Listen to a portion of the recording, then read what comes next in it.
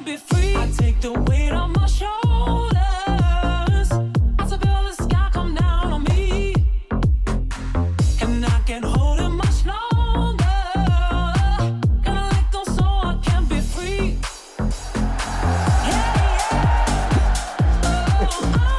We are live. Foul territory coming at you on a Tuesday. Yeah, let me see. The Adam Jones. The title, open animation.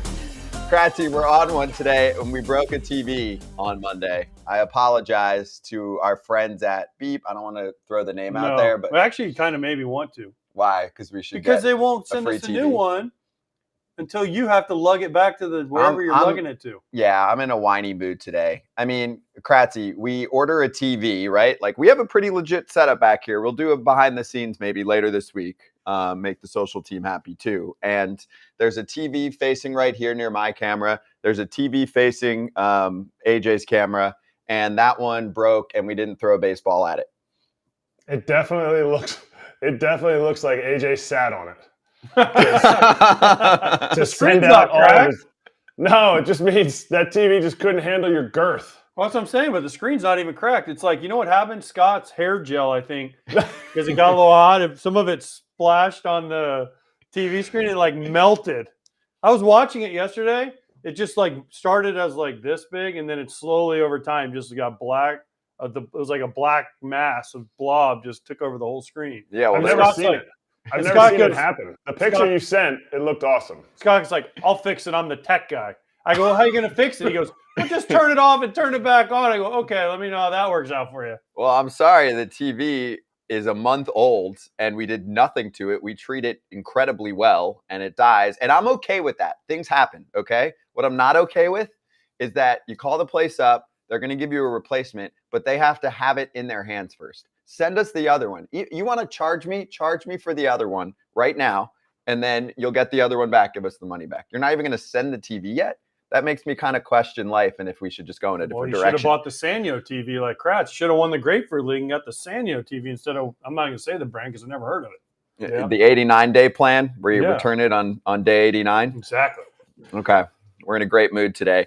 So good luck to Tigers Manager A.J. Hinch, who's going to join us in about 15 minutes. Ken Rosenthal for his multi-week appearance thing, reporting from the World Baseball Classic, working way harder than all of us. And Alex Fast, who is I would call him like, he was a few years ago like a young, exciting prospect in the baseball media game, and now really blossoming. He's all over the place. He's, to me, kind of like, and we can ask him like who his comp is, because I was trying to explain to you guys what he does in terms of what he's bringing to the table analysis-wise. And I would say a Mike Petriello kind of person, where you're mixing stats with pitcher analysis. I would say that's kind of his game. He wrote a lot about the impact of Driveline. Have you ever been there, by the way?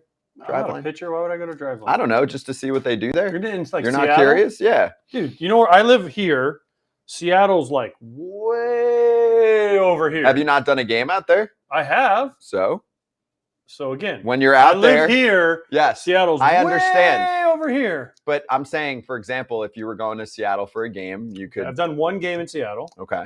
And I was in LA. I flew up the morning of, and I took the red eye home. So I was there for about 12 hours. Okay, I tried.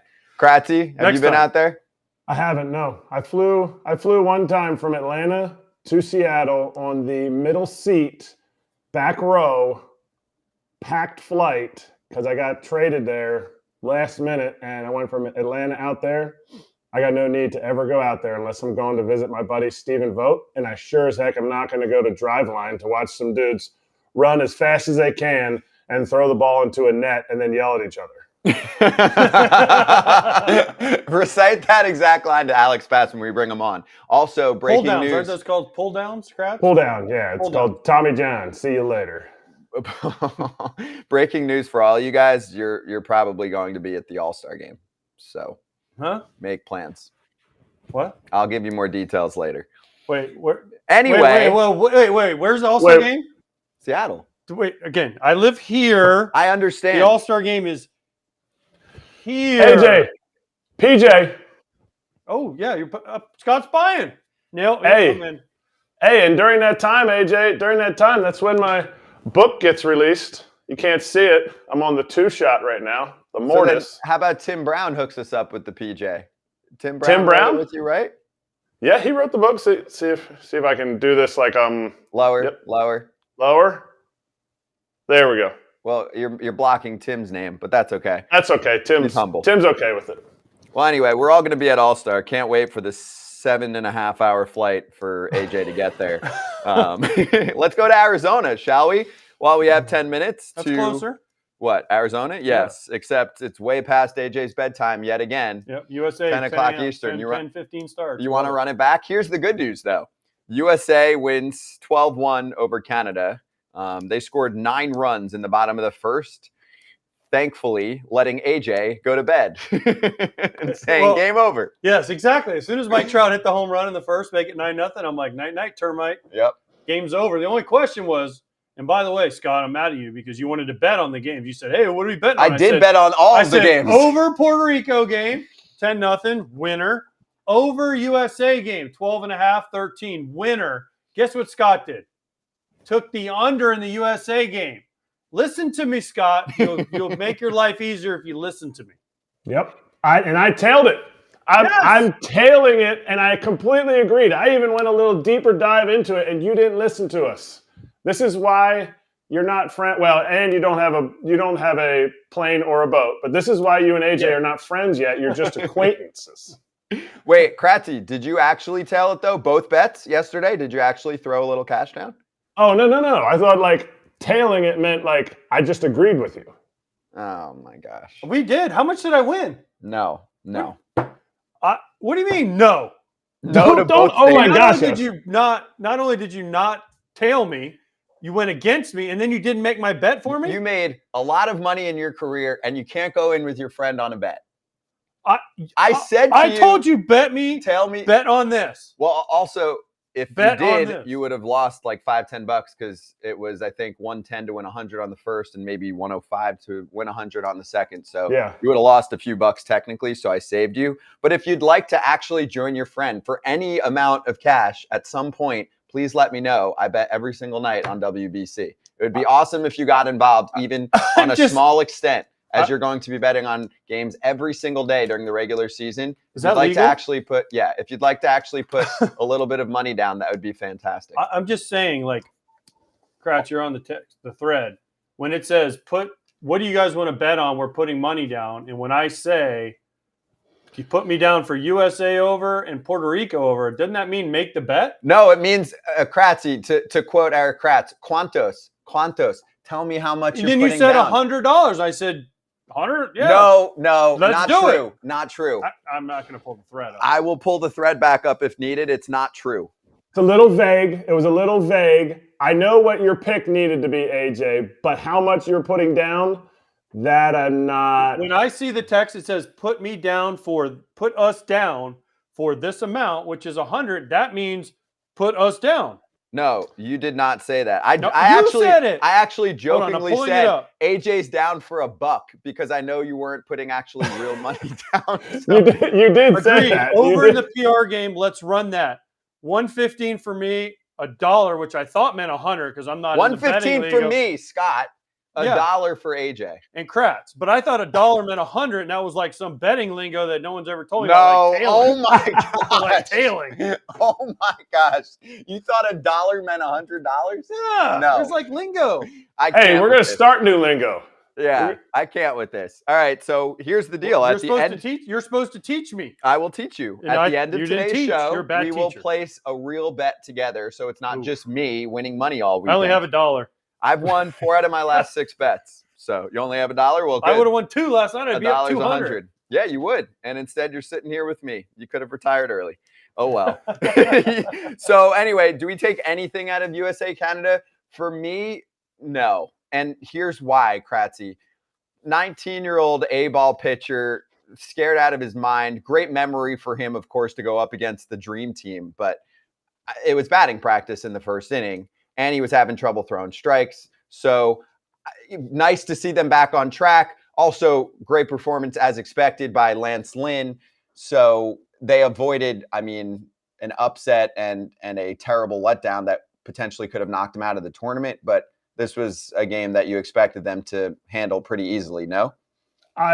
Yes, I would agree with you. I can take something out of it. I would say it shows that in the WBC, you do have to throw strikes. And I think that could be an advantage as long as those pitchers that they have out there, we've talked how long in nauseum about how, the best pitchers aren't out there. We don't have Corbin Burns, Scherzer, Verlander, those guys. But the guys they have out there just need to go out and throw strikes. I think that was part of, the 19-year-old kid from A-ball. He wasn't throwing strikes. Well, everybody knows when you don't throw strikes, you just zone in even smaller, and dudes were whacking it. I'm not saying this stuff isn't good. I'm saying when you're not throwing strikes, it's to any hitters. I don't care if they're from Great Britain or, the all-star team from America. You gotta get ahead. And when you're not ahead, man, those guys just feasted on it. And they did do a good job of, maybe not necessarily just trying to drive the ball out of the ballpark the whole time. I know Trout hit a homer, but it was kind of a line drive homer. I mean, here's what I take out of it. The USA is good. We knew that offense. Lance Lynn does what Lance Lynn does every time out. He throws it over the plate, throws a lot of fastballs, can rush the fastball by you. But the thing that I worry about, not for USA, but for Bratt, the guy who pitched for Canada, like he was visibly like crying on the mound when they took him out. Like he was like almost at tears. Like He wasn't crying. Okay, sorry, but he was like, if you looked at him, they tried. They really didn't. No, listen, when they showed him, and even I think they said it on TV, like he was taken to a point like emotionally where you could see his eyes were red, and he was like he couldn't believe that just happened. This kid's a prospect, right? Like, does this affect his career? He's 19 years old. He's pitching against Betts, Trout, Arenado, Goldschmidt. Like nobody expects anything out of him in an appearance like that. You know what? To me, isn't it worse if you're in the minor leagues and you give up a 12 spot and you feel like you have good shit that day and it's getting rocked? But I just hope it doesn't affect him down the road. Like I understand, but then we're gonna ask. I'm gonna ask Ken when he comes on, Ken Rosenthal. But my question is did Ernie? We'll get into. Did Ernie Witt punt in this game and just say, "I'm going to throw this guy. I don't know that we can beat him if we throw our best guy." And did he punt in this game and say, all right, we're going to try and win the rest and take second place and beat Mexico and whatever. But, do you just put this kid in a bad spot? And listen, I know they did it before when they beat USA. They don't have much pitching. I understand that, but like, what do you want them to do? Throw a 33-year-old journeyman guy, put John Axford out there, let him throw curveballs for 3 innings. I don't know. Yeah. But you know what I'm saying? Like, you just put this kid in a spot where it's like, I mean, listen, he goes out and deals. You never know. But if I'm looking at it from the outside, and I think Kratz and looking at it as a catcher, there is a much higher percentage of something terrible happening than something good happening, right? Am I wrong, Kratz? Like, that's just the way. Kratz, I'm going to cut you off. That's why I took the over, too, by the way, because I had a feeling this kid was going to get – USA played like crap. They got embarrassed, and then they're facing a kid, 18 or 19-year-old kid. They're like, here we go, boys. I took the over because I thought it was going to be 10-0 after 5. So you took the under. The under. Liar. I thought it was going to be 10-0, so that would have been under 12. Anyway, we need another catcher to help us out as we talk about the WBC and his squad. A.J. Hinch, Tigers manager, good friend of ours, joining us right now on Foul Territory, making his FT debut. Good luck to you, AJ. Yeah. The other AJ and Kratz are on fire already today. Great to talk to you. And have you been watching WBC? I have, and I brought my friend Ty Cobb with me today, so you can check him out behind me. But we've been watching. It's on the clubhouse all the time. Like we have a couple of our guys, Jonathan Scopes heading back from Curacao. They were in Taiwan. We've got Miggy, Eduardo Rodriguez tonight. Javi Baez is being the magician that he is. So we're watching as much as we can. I'm watching at night. So I've seen some of Team USA. So it's kind of captured the whole sport. And as all of us that have been in camps know, you kind of need it this time of camp. Like everybody's gearing towards opening day, but the middle part of spring is kind of brutal sometimes. So you can make it up till 10 p.m. when they kick off? Because I'm having a hard time. Yeah, no, I can see the start of the game, and I usually wake up to the result. So I can usually make the first pitch. That 7 o'clock game I love. I watched the end of the Columbia game yesterday, and then obviously when Team USA starts, I saw Lance Lynn throw maybe 10 pitches, which, by the way, for him could be 3 innings. So very true. Very true. How's camp going? How's the team looking going into this season? Anybody standing out that we should be paying extra attention to? Well, we're healthy so far, knock on wood. I mean, it's, to me, the toughest part of the spring is the unexpected injuries or things that can happen. But we're doing pretty well. I mean, we've had the emerging some young players. The WBC kind of clears out some of the veteran players, and our younger guys are getting into camp more. We just sent out Parker Meadows, but he leads our team in homers. That's Austin's little brother. And I say little meaning younger. He's actually taller and bigger than Austin. But that was cool to have both Meadows brothers back in camp. We've thrown the ball okay. Eduardo Rodriguez, before he left, was doing great. Spencer Turnbull coming back is huge for us. He had a no-hitter the last time he was active a couple of years ago. So we'll see how the competitions come out. We've got some young talent: Riley Green, Spencer Torkelson, guys that are going to carry this franchise moving forward that are having good camps. So I try to temper a little bit of the stats that come with spring training, because you know how those can go. But it is nice that these guys feel like big leaguers after getting their feet wet last year. I love that you're talking about like those young guys we talked about 2 years ago. Is that when you got the job? Yeah. 2 years ago? Yeah. I'd love to know where you think this org is going in the next 3 years. Like, what is you've seen the Astros grow, Right. And then up to winning the World Series. Now you're here, and where do you see it? I know you talked about pitching. You talked about a lot of hitters today. In 3 years, what does it look like for the Detroit Tigers? Well, in manager years, 3 years is a long time. So you better hurry up if you want me to still be talking about it in 3 years. But I think I didn't come here to just sort of fill out the lineup card and watch these guys grow. I mean, you come here to win. Like, our division right now runs through Cleveland. I mean, they've been the most impressive team last year, high contact team. Tito does an incredible job of maximizing that roster. They can always pitch. So we got to set the bar at how do you win your division? How do you get and the schedules change, but you used to have to play them 19 times. But now you got to win this division and get yourself a shot in the dance. And I don't want to concede anything. So we have some young guys, but we also have some veteran guys that we want to have bounce back seasons. And then you come to win. And you win enough games, you win some series, you win some weeks, you make yourself interesting, put a ton of pressure on the front office to go out and get somebody at the deadline. And then all of a sudden, that's how 2015 happened when I was in Houston. We weren't predicted at the beginning of that season to go be good. So our job is to make us better team, better players, stay healthy. We're going to get Tarek Skubal back sometime this season. Casey Mize is rehabbing. Our strength of our pitching is going to get better. I like Lorenzen and Boyd. I mean, I've always been the manager, and Cressy, you played for me. Like, why concede today? Like, what is the problem with us going out and surprising some people? And that's the mindset we're taking. And who needs to be the guy to step up then? Who is the guy that you're saying, hey, you know what? I can say this about him because I'm the manager. And you were Right. always up front. I remember one time, I'm going to interrupt the question I asked to tell a story about Marisnik. Yeah. Marisnik was batting, I think, like 5th in the lineup one day, and he walked in, and you looked at him, and you go, I don't like what I see. You're hitting 9th now. And you took the lineup down. Yeah. You took the lineup down, and Marisnik is like, if you guys have ever, like, Marisnik's full of energy, and, like, his hair is his life. Like, he's out there catching passes, and it was like, just took just a pin to the balloon and deflated the man. Like, he didn't like the energy, and he goes, but he called him out. The reason the story was he called him out. Yeah. Who's the guy? Who's the guy that you need to step up? You say deflated, and I just said motivate. Like, I hear motivate. I motivated him to go be good. I think you just got to be real with players, and I don't mind putting pressure on players. I think. And we all came up in a different era where, like, you needed to perform or you got sent to the minor leagues. And that is still true, but I think with players, you can't be afraid of the pressure or the moment. You got to put as much on them as you can.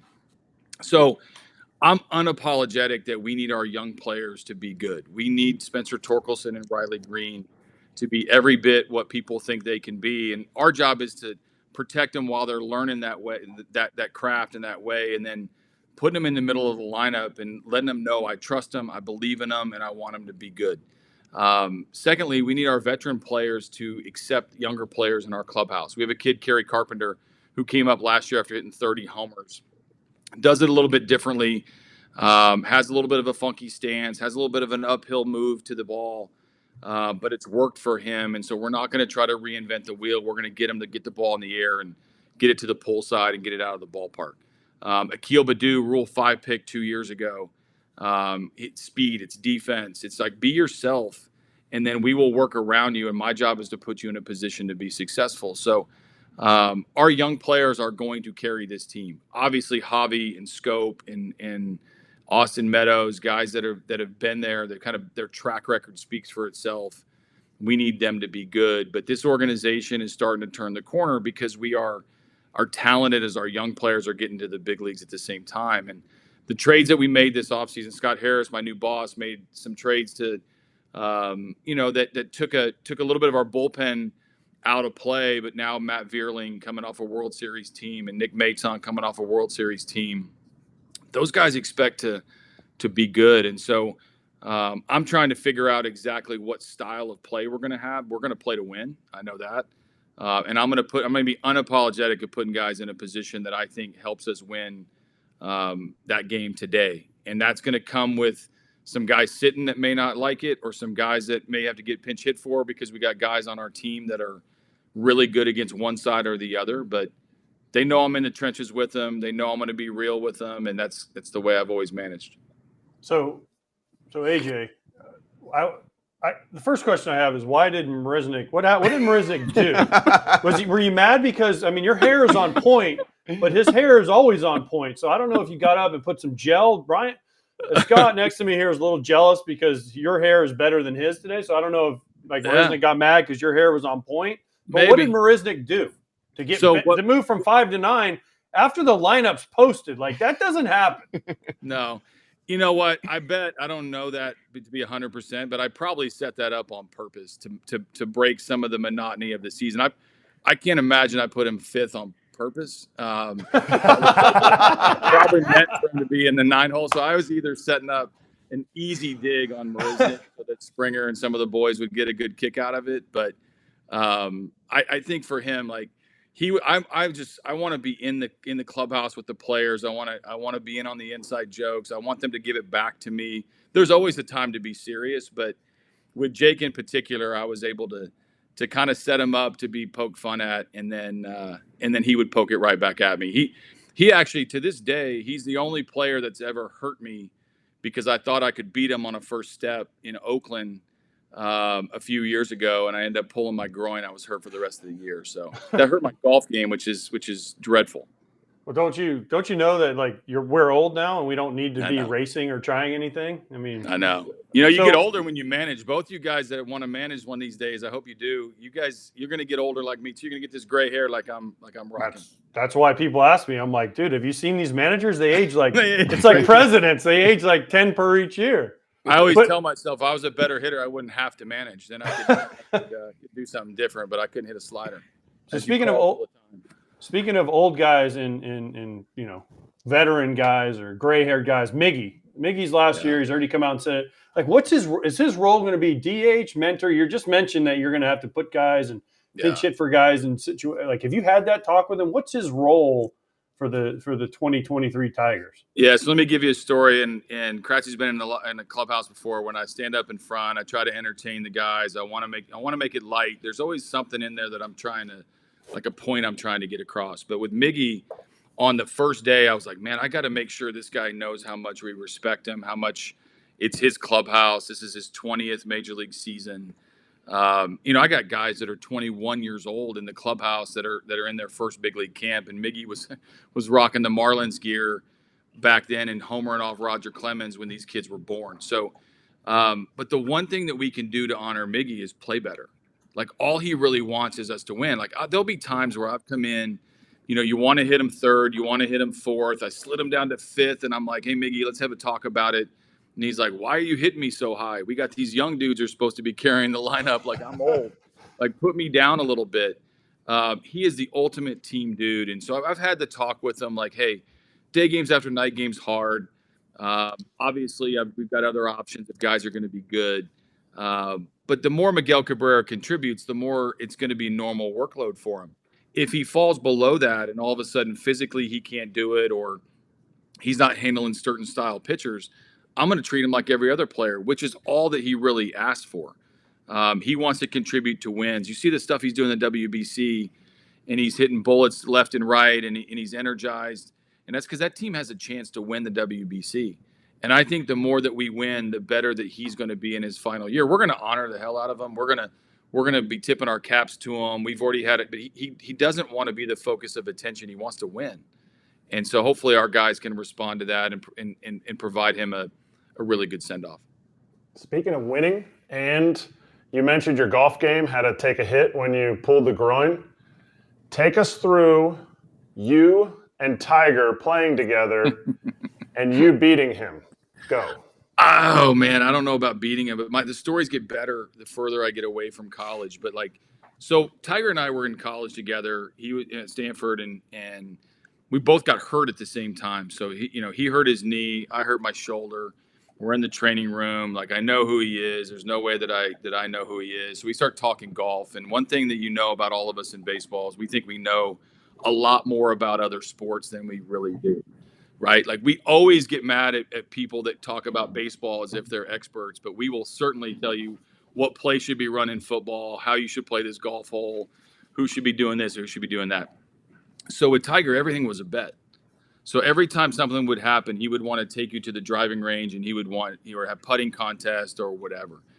And there was one time in college where he took me to the practice facility late at night, maybe a few adult beverages, and we were going to have a putting contest. And I made one and called the contest off because I was like, that way I beat Tiger Woods. This was before he was an amateur champion, but we kind of knew, we didn't know he was going to be the greatest ever to play, but we knew he was going to be a big deal.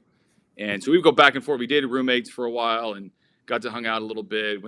We've reunited at Stanford a couple times. And then in 2017, he's a big Dodger fan. And so I saw him in the front row at Dodger Stadium. So some Tiger Woods stories, a few pictures I can't share on social media, and a lot of good banter.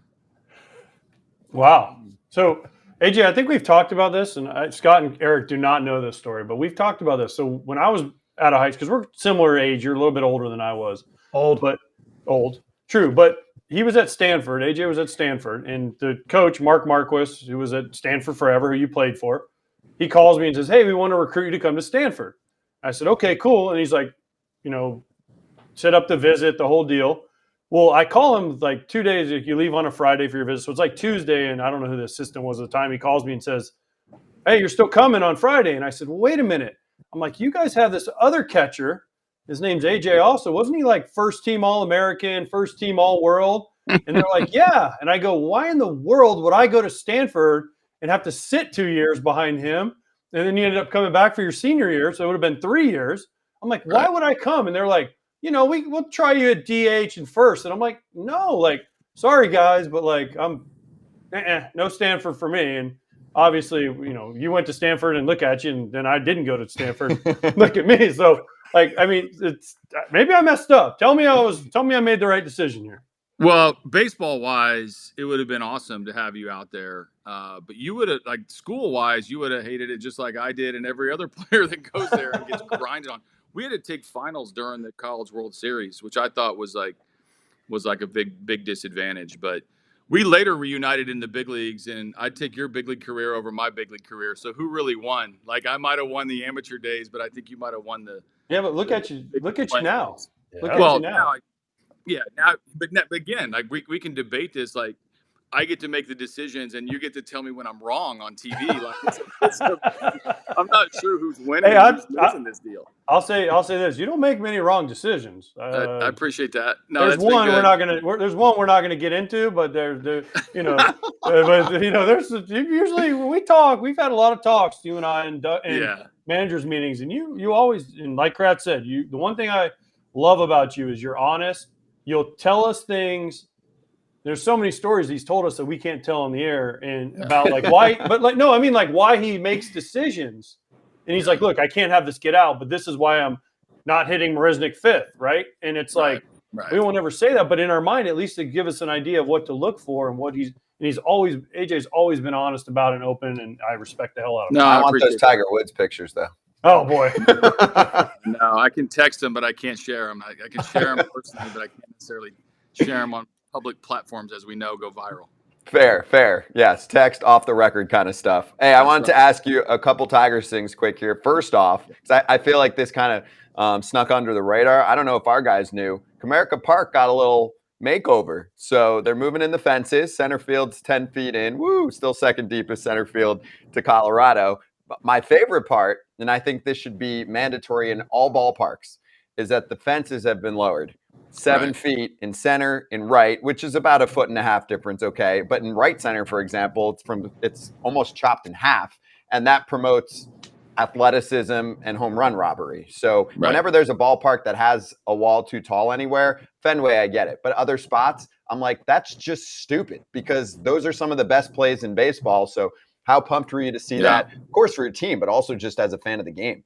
Yeah, no, it'll be fun. And the fence coming in was probably overdue with just how the topic of it. Like, I think you got to have a field that you can build a team for, and you play a certain way. And, you know, it's like old school back on the turf, you would have fast teams, or like the small ballparks, you'd have these mashers that could hit the ball out of the ballpark. And we're going to be somewhere, it's still going to be a pitcher's park. Like, the fence in center was so far that it didn't matter if it was a 6-foot fence, a 3-foot fence, a 10-foot fence. Like, nobody was going to get to 422 or whatever it was in order to rob a home run. And now it's at 412. Now I'm waiting for the first hitter to hit it 410 to dead center field, and it says on the app or whatever, like, it would have been a homer in 24 out of 30 parks.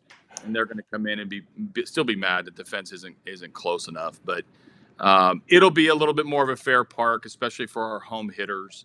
I'm just hoping that first home run over that new fence is ours. Like, there's going to be nothing worse than the one that falls in between those fences if it goes against us. But it's overdue, because the ballpark, it's just such a deflating experience for our hitters, and the psyche of 81 games matters. And it's still going to be a big enough pitcher. And Matt Boyd summed it up best when we signed him. And he was a previous Tiger, then went away for a year, and then he comes back. He's like, if a dude hits the ball 415 feet to center, it probably should be a home run. That's fair. Now, this is coming from somebody. You have one more career. I just looked it up. You have one more career home run than me. So you officially have more power and more hair than me. But the question is, I looked at your bio here. Okay, you were a second rounder, a third rounder, and a third rounder.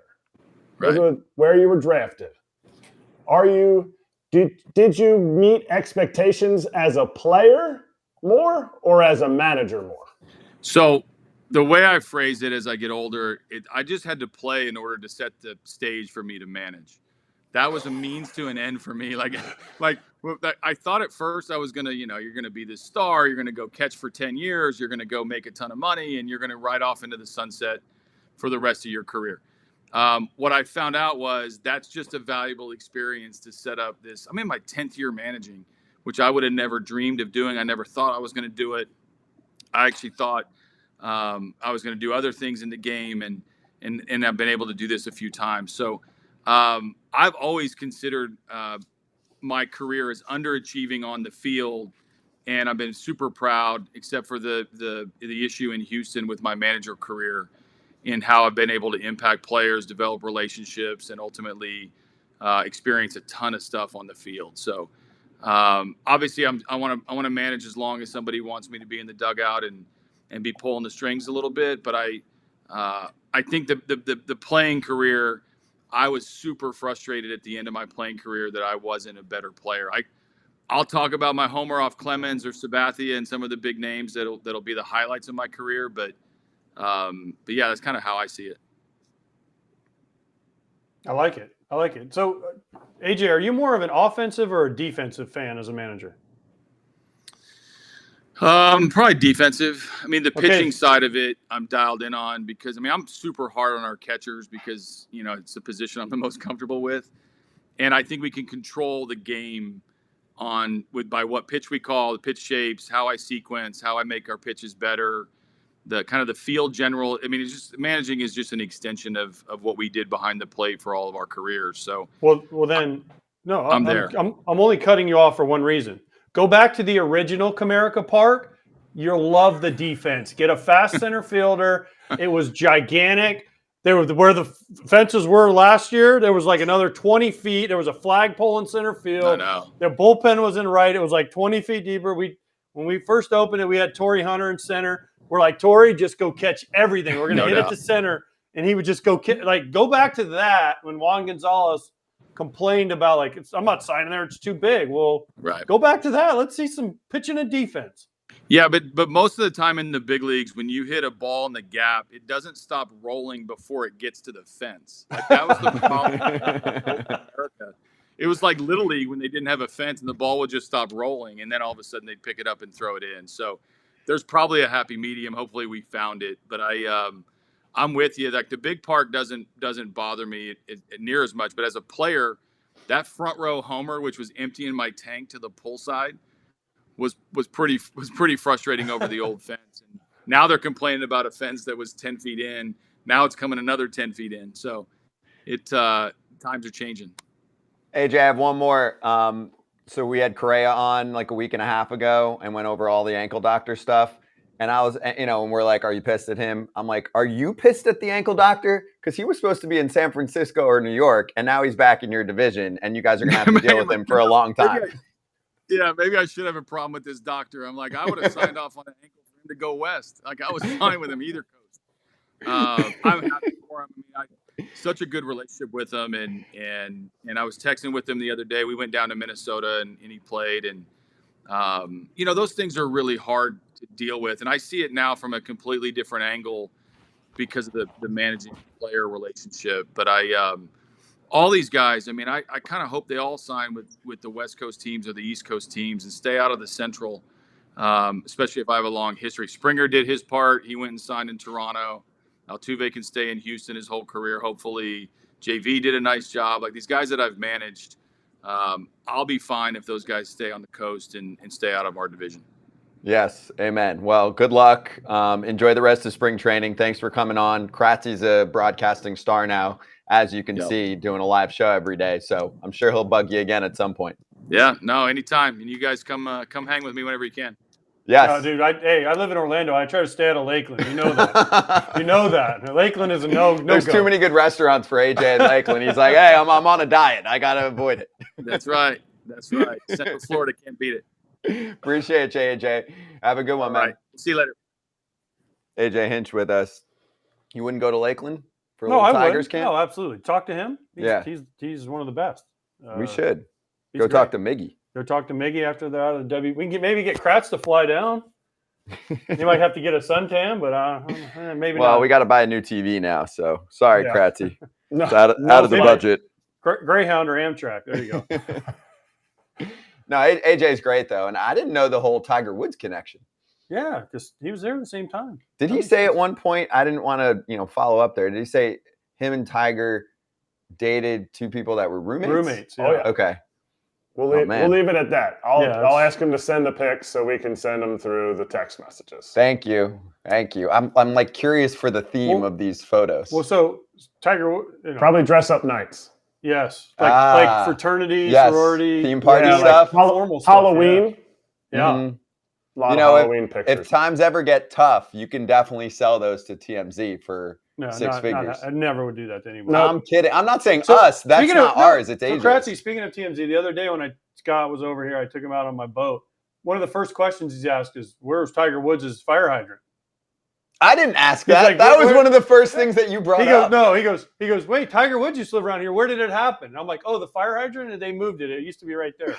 And he's There's like, no first of all, there's no way that Scotty's the first one that brought up Tiger Woods living around there. We know it was you saying Nope. Name drop city right here. Nope. I have so many thoughts on the AJ boat tour. Number one, everyone should experience it. Number two, we should get it on video, but I don't think you can because I think it'd be creepy if you're taking video of people's houses.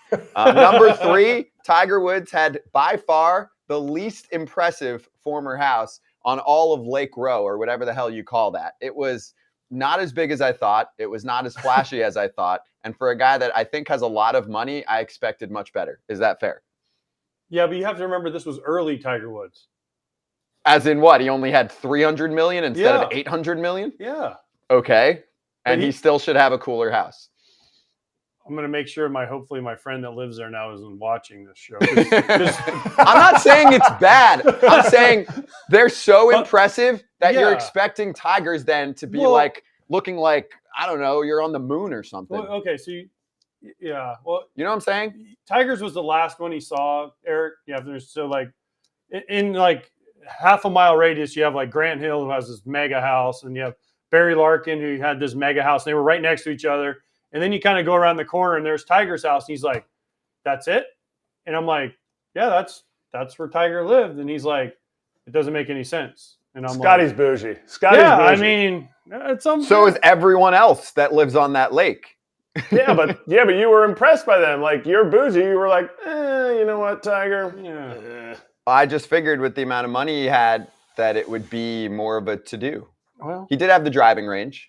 Right across the street. Right across the street. His own driving range? No, the golf course's driving range across the street. You again, see, Kratz playing to my theory. Shouldn't he have his own driving range? Michael Jordan has his own golf course. True. John Smoltz has a certain amount of holes on his property. No, doesn't he have like 9 holes on his property? I don't think so. He's got at least a few. Oh, so Tiger, real estate's expensive down here in Orlando. I'm coming from New York City, so everything's big to me. But anyway, AJ was great, and I didn't want to go too hard on the Tigers because it's not his fault. He's not the GM or the owner, but the Tigers do not have a good roster. That's not a good team. They've made some signings. Eduardo Rodriguez, Javi Baez. Yeah, but these are role player signings. Those are not star player signings. Not the amount you paid. You paid a lot for Javi Baez to be a role player. It's more than for Eduardo Rodriguez to be a role player. They're more than role players. Eduardo Rodriguez, you know how valuable 30 starts is. Eduardo Rodriguez, he posts a lot. Javi's out there a lot. I get it. He strikes out a ton, but they're more than role players. They might have overpaid, but to me, I would say Javi Baez. What do you think? You think it's more like the Jason Worth signing by the Nationals when they signed him? No, because my thing is, Kratzy, for example, let's look at this past World Series. The Houston Astros win it. I mean, this is a little much, but like Javi Baez is not better than Altuve, or he wasn't better than what we saw from Jeremy Pena. And even more so with Eduardo Rodriguez, he's not even the 7 starter on the Astros. Like, what if on a World Series winning team, where does he slot? Great for the regular season, eat up starts. Where does he slot in the playoff rotation for you? It's a 4 for me. Eduardo Rodriguez? Yeah, 4. Put him on the Phillies, he's 3. Behind Wheeler and Nolan? No, he's 4 behind Ranger Suarez. I think Ranger Suarez is better than him. But here's the thing. If you sign Eduardo Rodriguez, you're signing him because, and I know this because I talked to AJ quite often when he got the job, and he talked about those guys that they have coming up through their system, and they have had so many injuries. From Casey Mize to, is it Canning or Manning? Matt Manning. Scooble's hurt. But are any of those guys 1s or 2s? That's the other question. Well, Mize was 1-1 pick in the country. That doesn't mean that he's a number 1 starter. That's what you draft him. I understand, but there's a difference between injuries and are these guys going to lead a rotation? I want to hear the other catcher talk now. Go ahead, Kratz. You're setting your team up. You're not going to win with your free agent signings. Who is the best available when they signed Eduardo Rodriguez? They weren't going to get Verlander. So let's say you traded for DeGrom somehow. Like, DeGrom's not giving you 30 starts, so your prospects are coming up and having a huge load. If you have all three of those starters, Scooble, Manning, and Mize, healthy, now all of a sudden it's okay that Eduardo Rodriguez absolutely comes out every 5 days, gives those guys a break that you're going to get 6 innings out of them, and you start building your bullpen around. They had Soto in the bullpen. Now they got rid of him. They had, I think when AJ came in that first year, I think they won 77 games. They were close to 500. That was going to be the turning point. That was going to be the time. Now all of a sudden, Torkelson comes up. Now all of a sudden, Kerry Carpenter comes in after having an incredible year in the minor leagues. Give him a shot. Like the pieces, I think those 2 pieces were filled in, and then I think this offseason would have been different had those young pieces really done well. And they didn't. And that's not against Eduardo Rodriguez or Javi Baez. I think what he said about Miggy is the same as with Javi Baez. Javi Baez plays with a ridiculous energy. If you're not winning, it is really tough to have that same energy every single day. And people are going to complain, oh, you still got to play the same. Listen, you're not a superstar, and I'm not saying Javi Baez is a superstar, but for most of 2018 with the Cubs, he was almost an MVP candidate. He was up there in the top. I think he ended up finishing top 5 in 18. Like, you're winning, you're out. Those are guys that are playing above average. You're losing. I'm not saying that they're not above average players. I'm saying that you're just not quite getting the same out of them. Kratzy, I know you couldn't see because your program was just you, but if you could have seen Scott's face, he had his lip out. Here, hold on. He was like this. Did you step on it? No, he was like this. The whole time. Wait, all I'm doing is saying I'm saying what all fans in Detroit are saying right now. It's not a good roster, and what Kratzy just said played to my point. He's saying like they didn't develop the guys. Some of them are hurt. This all playing to my point. They haven't gotten major signings besides Rodriguez and Baez. And for Baez, for me, I mean, yes, he was incredible in 2018, but he's a super streaky player. He's good. He's not great. He's not a superstar franchise player. He wasn't their top choice. He needs to be better. They wanted Correa. Correa said no. He needs to be better. He needs to be better, but I don't think that he is going to be better. A top 10 player in the big leagues. I think he is what he is at this point. He's been in the league for a long time. Pretty good and he's rich. So. But do you both they're agree? not paying him to be a top 10 player. True. They gave him a lot of money. You just said that he's not a role player. They're paying him to be the guy. To be better. On that team, he needs to be the guy. Are we on the same page? It's not a good team and not a good roster. They're not a good team. I mean, they're not going to win the division. I think they're not good yet. I think they're 2 years behind from where they were when they hired AJ. I think rebuild. Hence why they got rid of their GM. They got rid of Avila, right, this year? Yeah, because they've been rebuilding for a while. They sold off parts. They had top-level picks, and it didn't work out. And there was even a quote from almost exactly a year ago, or it was 2021, mid-July. Avila, GM at the time, quote, "We're not rebuilding anymore. We're building." That was they were 2 years ago. And now he's gone. Now they're I mean, rebuilding again. I'm just saying they've been rebuilding for 7 years. It just didn't work. That's why there's a new front office. Scott Harris, I think, is going to do a great job. They'll get back on track. My only point for this whole thing was AJ's dealing with the cards he has right now. I think he's one of the best managers in baseball. The Tigers aren't good. It's not a good roster yet. Whether they're going to be good in a few years, sure. Hopefully everyone is. But they're not good right now. But they have, to me, they have the people that got picked in the positions they got picked in to be good in a couple years. That's why I asked the 3-year plan, because when I talked to him what year did he get? He got the contract in 2021. After COVID, he signed with the Tigers. AJ did. Yes. And he was giving me the 3-year layout of what was happening. So he and I both know what we were talking about. He had a 3-year layout. That 3-year layout from 2021, the beginning of 2021 till now, looked differently if they don't go 66 and 96 last year. They almost lost 100 games. Well, their 3-year layout is now a 4, 3, 5, 7, 9. I mean, how many years are we? I mean, the 3-year It's layout. now 3 years again. It's now 3 years again. But they're 3. Yeah, but you can't keep saying like 3 years, 3 years, 3 years, 3 years. I mean, pretty soon the fans are like, hell no, I ain't 3 years no more. But it's still the same guys. It's still Skubal. It's still Skubal who can't stay healthy. It's still Mize who can't stay healthy. It's Torkelson, who we had on the show, seems like a great kid. Didn't do it last year. Riley Green they're hoping is going to be a superstar. He didn't really, I mean, he was good as first year, but he wasn't like, oh, wow. And he was hurt. I get it.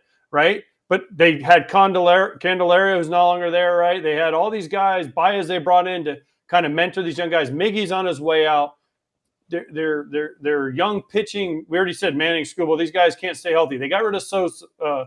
Sorry. So it's like, where are they as an organization? I know they brought in a new GM, so it's like, all right, we're starting over. So now do these say, okay, AJ, you get 3 more years until you were expecting you to be good? Like at some point, the 3 years has to stop. And this is why I miss Mike Ilitch, because he just go out and be like, give me Prince Fielder, give me Miggy, give me Dontrell, give me Verlander, give me Scherzer, give me. They're doing none of that. They're doing none of that. We're looking at their huge signings over the last several years and saying Eduardo Rodriguez, who's a 4, a solid, consistent 4, and Javi Baez, who's not a star franchise player. I think he's one notch below that when he's at his ceiling. Yeah, okay. That's all you've done. Okay, let's say okay, they went 77, 66. Let's say this year they win 83 games and they miss the playoffs. You know, they're no chance. You're not no chance. I like chance. AJ Hinch. He's not. It's not a 500 ball club. Okay, but I'm setting it out to say this. They signed Shohei Ohtani. Are they a playoff team just because they signed Shohei? They're not. Wait, I mean, why are we playing fantasy games? Yeah, we're not. This isn't fantasy baseball. They're not. So what kind of signing? What kind of signing do you want? Like, you can't just say they didn't sign anybody. Who do you want them to sign? Well, I want them to develop their players and make them healthy and make them good, like the Cubs did, like the Astros did. Look at the teams that win. They have their homegrown guys, and then they sprinkle in a big free agent. Yes. The Cubs were the kind of the poster. The Astros actually were. They did it. They broke it down to nothing, right? Boom, Altuve. Boom, Bregman. Boom, Correa. Boom, these guys. Tucker. All these guys they either developed or traded for when they were young, brought them all in, right? Then who do they go get? Verlander, put them over the top, World Series, right? Cubs, 16. Who do they go get? John Lester, John Lackey, boom. Here we go. Jason Hayward. Say what you want about him, but he won a World Series there, right? The rest of the guys, Baez, Rizzo, Bryant, were kind of all homegrown guys. Wilson Contreras, right? Boom. These guys are the ones that put them over the top. Then Astros, same thing. Even the Nationals, all these teams, they kind of did these things but you have to grow guys in your system, and you have to have enough, because not even the Yankees anymore can go out and buy guys.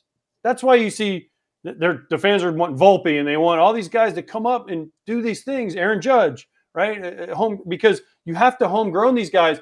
And honestly, the Tigers have failed at it because they just have. The players have gotten hurt. They haven't developed the way they think they have. So that's the problem, guys. It's not on AJ Hinch. It's not his fault. It's the development side, and that's why they got rid of the GM, brought a new guy in. But they have to develop better and then go out and make the splash to put them over the top. But right now, they're at least a 4th-place team in that division, if not 5th-place team. Good. We're all on the same page. Let's bring on Ken Rosenthal, our insider right now, to catch up this week, and we'll do WBC in a sec. Let's just get his take, too, because, I mean, we've talked about the Tigers for years as a rebuilding ball club, and all they have to do, we mentioned the Rays, and that's why I say don't make injuries as an excuse. The Rays deal with plenty of that. But Ken, all Cleveland has to do, or all Detroit has to do, is look over at Cleveland. They basically didn't even rebuild. They did the complete reload mode. They're already looking really good. They've drafted and developed like absolute champs, and the Tigers haven't done that. So we had AJ Hinch on before, Ken, and my only point, and then it became a whole to-do, my only point was that I kind of felt bad for AJ because he's just been dealt a bad hand right now. The roster's not good. Your thoughts? I agree. And he knew what he was getting into. There's no question about that. And what had to happen was a regime change. And Al Avila, good man, but it was time. So Scott Harris comes in. He is someone who's considered quite bright, well-respected in the game, someone who's thought of as a rising star. And it has to be a systematic overhaul of every aspect of what they're doing. Player development, scouting, amateur, international, you name it. They've got to get better at it. And they've also made questionable decisions at the major league level.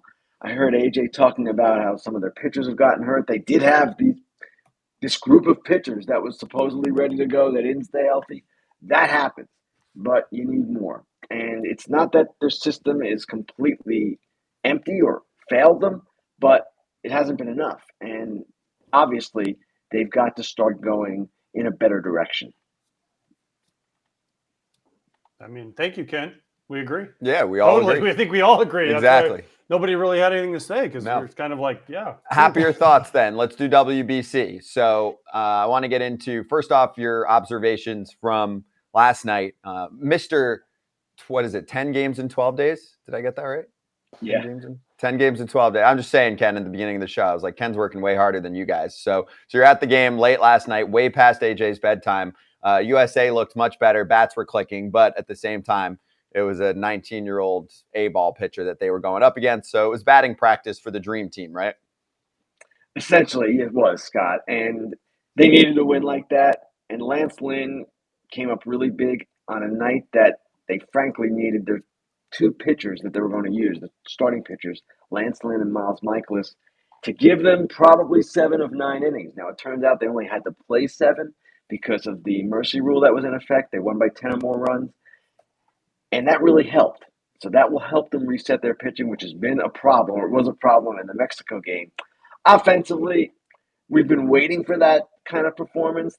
You look at the names in the lineup, and it's ridiculous. But at the same time, you guys know this. It is the middle of spring training. The timing is not quite there in many cases. In the Great Britain game, they're facing Vance Worley, who's not even really throwing 90. That's throwing them off. So it does take some time. Unfortunately, in this tournament, there's not a lot of time to get yourself straight. That game last night, though, should put them on the right track. Colombia's loss yesterday helps them a lot as far as the possibility of advancing. I do expect them to advance. I expect them to beat Colombia on Wednesday, but as we've seen, it's not easy, and international tournament play is a different animal than what we're used to seeing in Major League Baseball. So where do they stand then? Who's going to start on Wednesday? Do we know? Have they announced it? Merrill Kelly will start on Wednesday. They should have their relievers available again. They last night were in a spot, AJ, where if things had gone awry with the pitching, they would have had to have scrambled. I'm not quite sure what they would have done. They had so many guys down because their relievers are not allowed to pitch back-to-back days because of the wishes of their parent clubs. There are all of these other restrictions that they're facing. They got a good performance from Lance Lynn and a necessary performance from Lance Lynn. When he went 5 and used all of his 65 pitches in those 5 innings, it was really exactly what manager Mark DeRosa would have wanted. But on Wednesday, Kelly starts the game.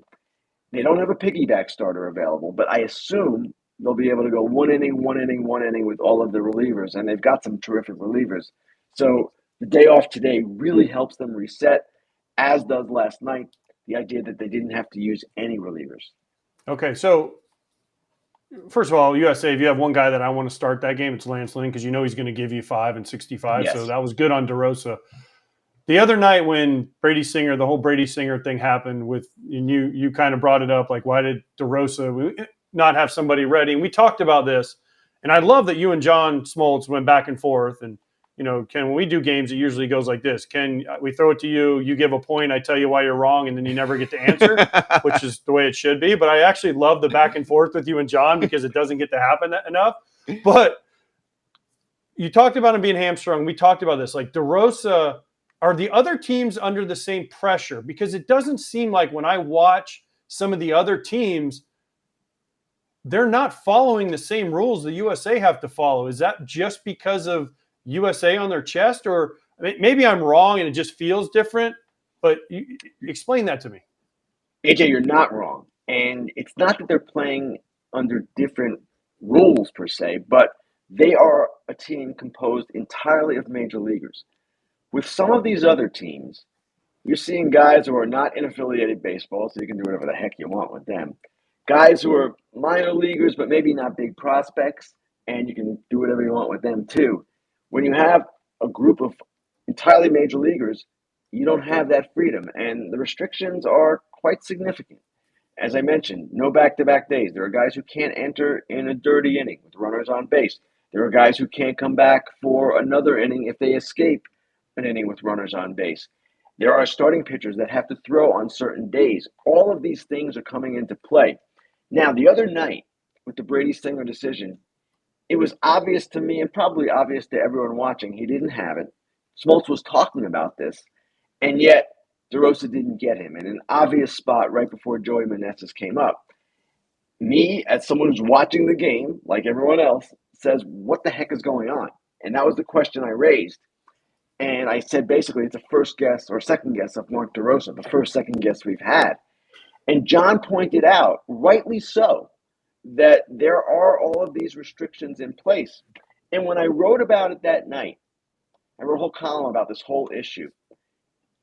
The flaw in the column was, and I knew it at the time, I wasn't suggesting a solution because guess what? I'm not sure there was a solution in that particular circumstance based on where their pitching was, each restriction on each different pitcher.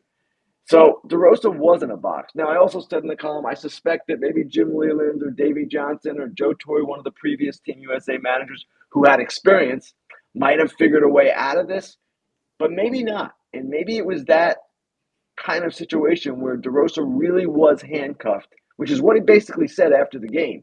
So it's a very unusual thing. Obviously, it's the timing of the tournament that is a problem here. You're playing in mid-March.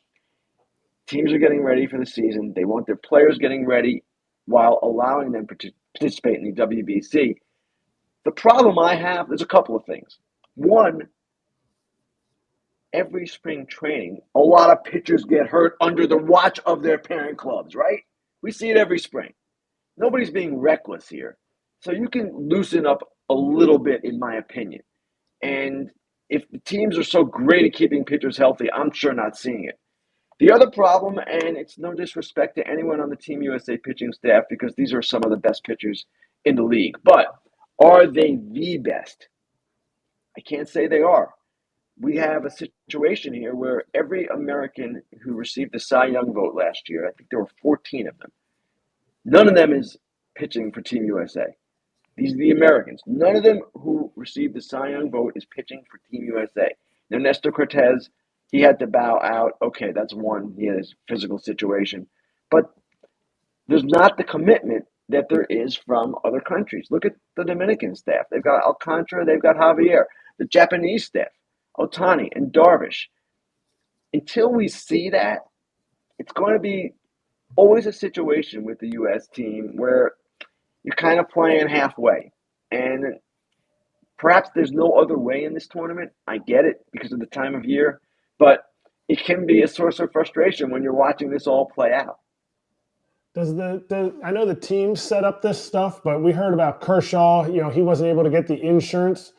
Is the insurance part of like, hey, we'll give this guy the insurance plan, but you can't throw, you can't throw Daniel Bard on back-to-back days, and the insurance. Does the insurance company come into that too, or is this just a team thing? No, Eric, the insurance is separate.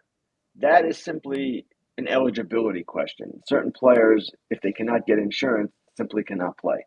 And that is what happened with Kershaw. He explored buying his own, but it was, I guess, prohibitively expensive. And a fan might say, oh my gosh, he's making $20 million a year. He can afford it. Well, if he's paying, I don't know, just for the sake of discussion, $3 million to pitch twice, I don't know if I would take that chance. That's not necessarily a good use of your money. So insurance definitely is a factor in who gets to pitch. But a number of American starters simply didn't want to pitch. And I'm not going to mention any names specifically. It's a group of them, a whole group of them. You can understand Verlander and Scherzer, they're older. It's not the time for them. But some of the younger aces, I wouldn't have liked to have seen them. But again, each circumstance is different. Each player has his own thing. Maybe if you're a star pitcher, you want to prepare in your way. You don't want to be distracted and disrupted by the WBC.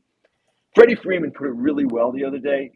He said the goal of every player is to be a major league baseball player. That's what you're trying to do. That's where you're trying to succeed.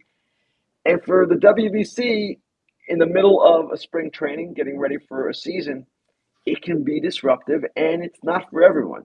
We all get that. DeRosa gets that too. But at the same time, it sometimes seems like for a variety of reasons, the U.S. is not putting its best foot forward.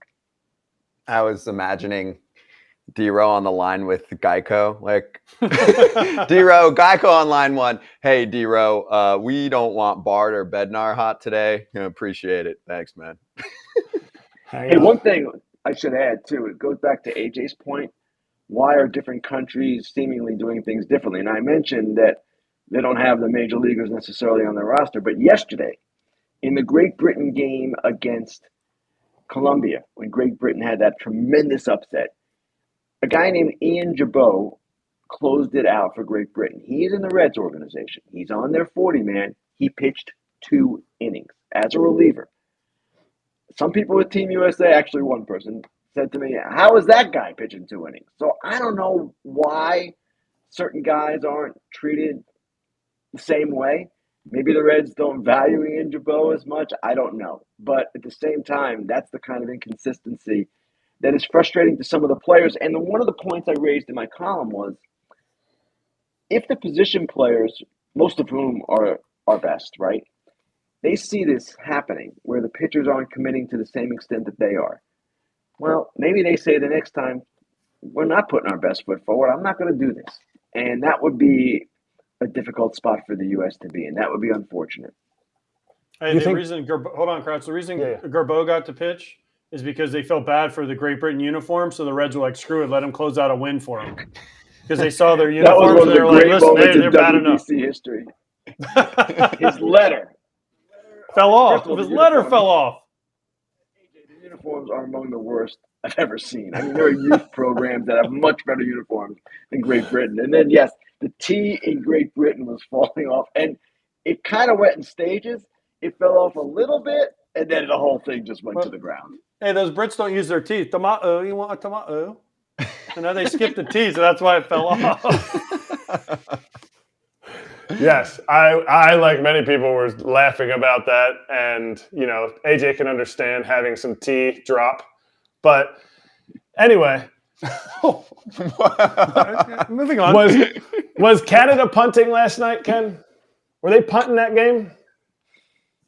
No, they weren't punting, and as I said on the opening to the broadcast, in 2006 they started Adam Lowen. He was 22 at the time. He was older than Matt Batch was, but he was still a guy that was a young guy, inexperienced. They started him. They beat the U.S. with Adam Lowen. Adam Lowen, of course, pitched in relief last night, all of these years later, 17 years later. So they had done it before. They figured they'd try it again, but there is some strategic thinking with how they do it. And I don't know, Eric, if I'd say they were punting, but they need to beat Colombia and Mexico the next 2 days. And yes, they did line up their pitching in a way that perhaps will give them a better chance to do that. And yes, you could then say a 19-year-old kid pitching against that lineup is a punt. Certainly, I don't know about you guys, but watching that, I felt for that kid. You could see, as I believe Smoltz said, maybe it was Jason Benetti, you could see the pain on his face when Ernie Witt came to get him. He'll be fine. We all know that. These are talented, the most talented players, but that was a tough spot, no doubt. Yeah, good story for him eventually, especially if things work out for him in his career. Sorry, I have to circle back for a second just because your boots on the ground out there. How does this Great Britain jersey fiasco happen? Like, this is the World Baseball Classic, Ken. We've known about this for years. This is a sport showing off how cool it is on an international stage. I know it's not Team USA, DR, etc., but the fact that we're using uniforms that were typed out in Arial font on Microsoft Word and printed out basically of a paper printer and put on these poor guys is out of control, unacceptable. The red ones were a little bit better, but still, I don't understand how this happens. Like, how does this sneak by, and are league officials or others around the game embarrassed about not being able to have uniforms better than a T-ball situation in name that town? Scott, you have completely stumped me with this one. I am not a fashion expert. I don't even explore fashion. That is some great video right there. But at the same time, I have to ask the question too. And granted, they operate on a much lesser budget than other teams, but I don't believe that they're buying their own uniforms. It seems to me that they're getting them, I would imagine, from the WBC and MLB. It is absurd.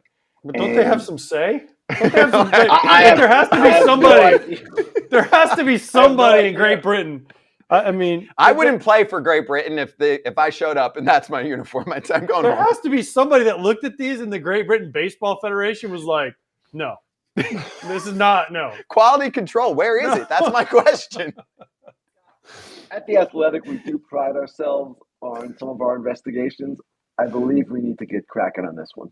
Who's good at this? No, like I love Stephen Nesbitt, right? Wouldn't this be maybe a story up his alley to do some digging Yes, it on would this? be.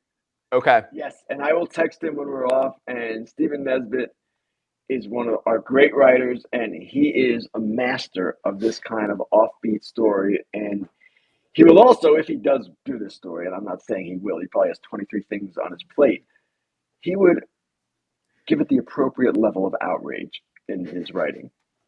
That's why I love him. Okay, we are going to somehow go from that to Trevor Bauer. We did news. rank the uniforms before the Yeah. tournament. Let me interrupt you. We did rank them, and I know Great Britain was last, so there was some effort made, but that wasn't an investigation. This requires a greater journalistic push, and I think we need to get on it. It's design, it's quality. From someone who's getting foul territory merch for everyone right now, it's not that difficult. Okay, breaking news. I'm not a merch guy.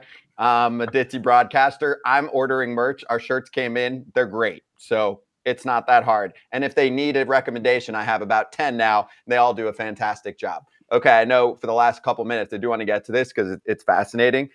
Trevor Bauer signs out in Japan. Were teams interested in him? What are your thoughts on how this has all unfolded now? He's not going to be playing in the U.S. this year. Just from a performance standpoint, I know we can get into other parts of it too, but from a performance standpoint, he was one of the best pitchers in baseball. So teams have said, hey, off the field, no thanks, and that's why we have this result? Yes, that is why we have this result. If he had gotten anything reasonable from a major league team, I expect that he would have pitched for a major league team. I would think that was his preference. Obviously, that did not happen.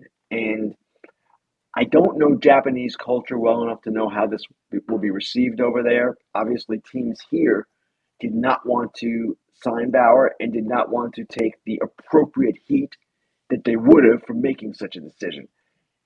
I have a friend who is connected to Japanese baseball. He is American, but he knows Japanese baseball. I called him the other night when I first heard about this, and he said, this does not surprise me in the least. I knew a team over here was going to take the chance. So he does get to go over there. He has not pitched since June 2021, late June 2021. So really, it's almost 2 years now. I expect he will reestablish himself. I'm not sure any major league team will ever sign Trevor Bauer. And what we saw, what we learned about what happened with the multiple women, that is enough for some team. And I know he wasn't convicted of a crime. I get it. But what we learned was rather disturbing. And it's not just that. It's everything that comes with him. And again, I would be surprised if he ever got another opportunity in Major League Baseball, not ruling it out. Things happen. Time passes. People forget and forgive. But this one might be tough for many teams. Obviously, it's been tough already. Is it a collusive type of thing where, MLB teams? Eric, I don't think it's collusion when each team decides on its own, we don't want to do this. That's not collusion. Now, maybe he could make that case, but I don't think teams are calling each other up and saying, let's not sign Trevor Bauer. They can make that decision on their own. Collusion is a conspiracy. It's when teams talk to each other. It's when they gather and make the same offer to a free agent, for instance. 5 teams communicate, make the same offer to a free agent. It has happened in baseball in the past, no question. But in this case, I don't know that that's the case. I believe that most teams just acted individually on what they wanted to do based on what they knew. And I think that this forum is important, Ken, that we can be really open about a conversation like this. I think it's necessary. And hey, I mean, even just reading your article in The Athletic yesterday, there's plenty of comments of people saying, thank gosh, I can't stand him, whatever. But he did also have a pretty big fan base of his own, right, that like to follow him on YouTube and just like the way he pitched. The one thing that I do see, if you're looking at all of the social media comments flying around is okay, I get it. I understand that. No team wants to touch Trevor Bauer based on his situation. But like, why is Marcell Ozuna playing for the Braves when he had an awful domestic violence situation and a follow-up DUI? Like, plenty of issues. There are other players. And if we want to start comparing story to story, that's different. But just some people are saying, cool, I get that. But I also don't understand why player X is still playing when he had an awful situation as well.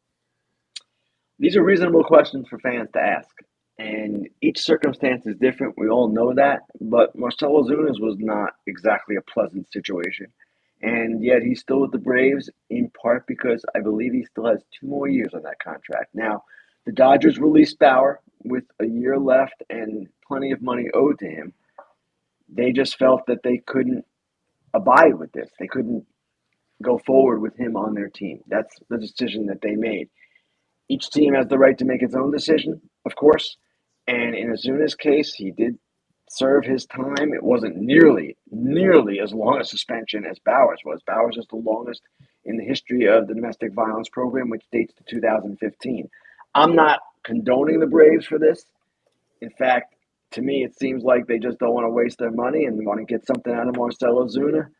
But that was their choice, and each team has to act on its own. So, Ken, I remember when a lot of this happened, and you've done a lot of Dodger games when he was with the Dodgers.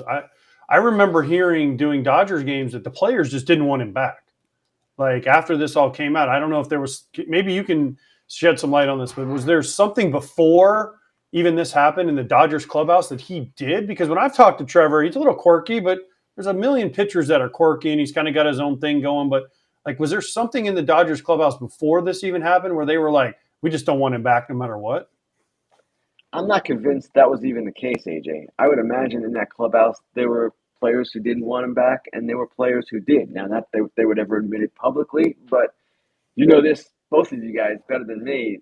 When you have 26 players in a clubhouse, not everyone's going to share the same opinion. It's like 26 people in any walk of life.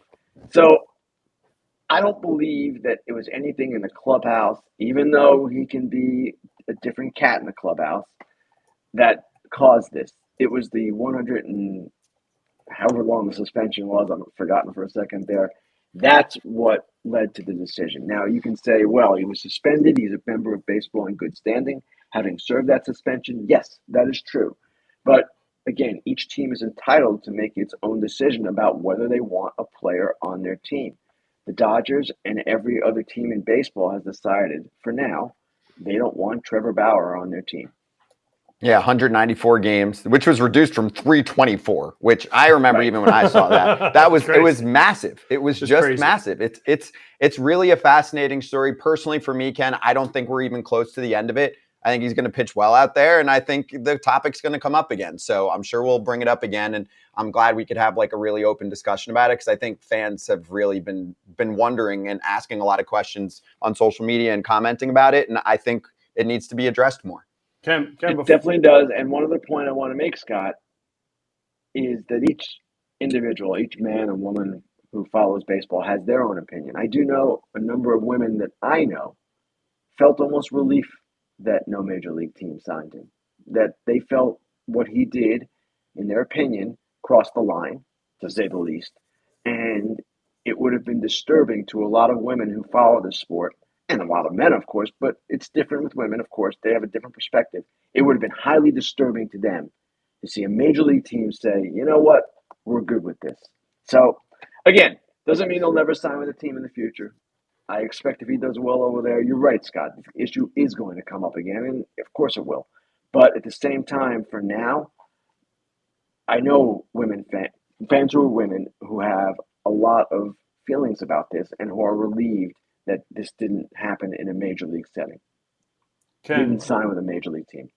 Ken, now onto something a little bit more happy, maybe. And I just want your answer, and we're going to make it short because we'll get in an argument because I know what your answer is going to be.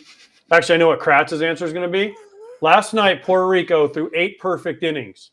That is not a perfect game. Please don't call it a perfect game. I want to know your opinion. It's not a perfect game. 9 innings. That's what you need for a perfect game. It was perfect for 8. Thank you. Thank Did you. you know that was what I was going to say, AJ? I don't think you did. I did think you were going to say that because we've talked about this before. So Okay. Now Kratz does not agree, and I don't think Scott agrees. They're like, oh, it's perfect. I'm like, no, because you know how many times 8 2/3, 8 1/3, it gets broken up. Yes. You got to finish it. They couldn't finish it. Don't care. I agree though. I don't think it's a perfect game. It was a perfect inning. So they weren't given the opportunity, but sucks. That's life sometimes.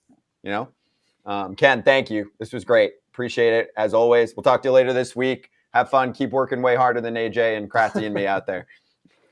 Excellent, guys. Thanks. Thanks, Ken. That was good. You know, especially on the Bauer stuff.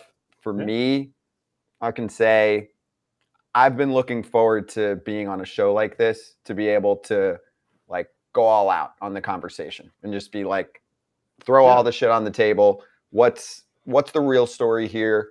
What do fans want to hear about the story? Because I am totally that guy on the Athletic articles looking and then going to the comment section for a few minutes just because I want to see what the pulse of the crowd is. Who's the judge? That's the thing. The judge is each team saying they don't want to deal with him. I agree. But you brought up Marcelo Ozuna, Roberto Ozuna. There's been Roberto Ozuna with the Astros. Clevenger just had one. You're right. There's plenty of situations. Right? So, but each team handles it differently. Yeah. So I think the question is, and listen, nobody condones anything that, any touching of women or anything like anybody really, but especially women. No, who's the judge? Major League Baseball. What do you mean? Who's the judge? Came down and said, Trevor Bauer, you're getting 324 games, right? But then Marcelo Ozuna, I think, was alleged to have grabbed his wife and choked her by her neck, right? And held a gun to her head or whatever. The details aren't right, so sorry. They're not. But I think he grabbed her by the neck and had her up against a wall or whatever. And then he got a DUI, but he's still playing, right? So who's the judge to say, well, what Trevor Bauer did was different than what Marcelo Ozuna did? And I hate to call him Marcelo Ozuna. He's just probably the latest one that kind of, that comes because you there's been multiple situations. Roberto Ozuna had a bad situation, no doubt about it. But they don't get the same. The treatment has not been the same. And not only that, but publicly, I feel like it hasn't been as bad. Maybe inside those cities, but maybe nationally, right? Kratz, you agree? Like, who's the judge? Who is it? Just a public outcry that causes it, or is it something else? I mean, I think you look at, what city do they play in? Maybe is it the media outcry? And no, you're on the judging part. You're right. Like, if we want to lay out everything, and this is part of being a professional athlete, if you want to lay out everything you've ever done and let people judge you for the things that you've done, to me, those are the only people that can, sit here and judge other people, because we've all done things that are wrong. Some people might say, well, this is worse than other things, but I don't think Trevor Bauer, what he did is necessarily the sentiment of what he's getting. I think it's about how remorseful has he been about it, because I think a lot of people make mistakes, and I think the remorseful part might be where his the sentiment that people are getting. Yes, what he did was grotesque and it was bad, but just like the other people you said, what they did was grotesque and bad. And we would turn our nose up at it and say, oh, I would never do anything like that. But if there's remorse in that, I think that goes a long way. And I think it goes a long way from the victims. I think it goes a long way from anybody else that has dealt with issues like that. And, I think that's the only way. Scott, you said it. I don't think this issue's over. I think that's how Bauer moved forward. Yeah. Well, okay, so we got to bring in our next guest. I know, but real quick, just a one-word answer, yes or no. Will he pitch in the major leagues again? Yes. Yes. Yes. I think he's going to go to Japan. It's not up to me. I'm not the public neither. court of opinion. All I'm saying is one team at some point is going to feel like it's been enough time removed, and maybe something also changes during that time period too, where they have a conversation with him, and a team will just say, okay, I feel like this is a guy that I want back on a ball club, and they'll look at talent. There's plenty of shitheads that have played in baseball over the years and play in every sport, right? Yeah. And there's guys that do really dumb shit, inappropriate things, whatever it is, and each team has their own line. Some teams say anything in this category, no thanks, immediately or out of here, and some don't.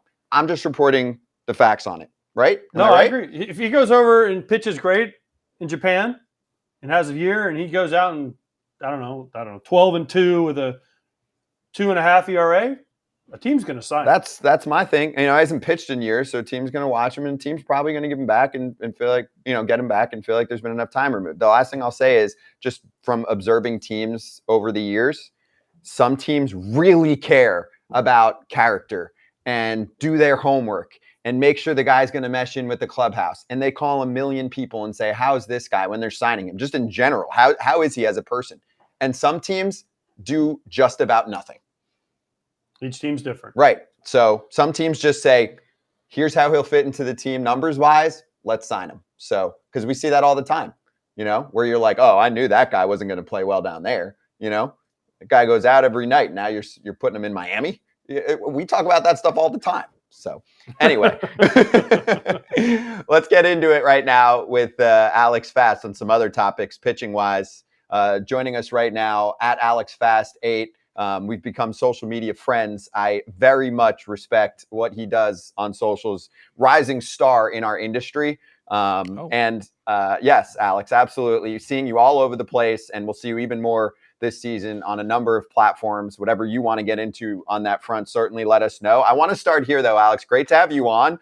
And I was trying to describe to the guys what your role is in baseball media. And I brought up a comp, not necessarily the same exact, but I said, Mike Petriello contributes a lot to our industry, right? In the StatCast world and advancing us in terms of how we analyze things. Was that a fair comp to be in that category of how you're contributing to the game? Man, yeah. First of all, thanks for having me. Second of all, yeah, totally honored to be compared anytime to Mike Petriello. It just also cracks me up that we're like, all right, guys, what do we got in the broadcast today? We got A.J. Hinch starting off with a bang. Then we got Ken Rosenthal. Then we have some guy named Alex. Like, it just absolutely cracks me up. I think the Petriello comp is great. I'll take that all day. I might even put that on a business card. Kind of like Petriello light, I think is a good way to describe it. I think. That beard is not light, by the way. That beard you have is full-grown adulthood.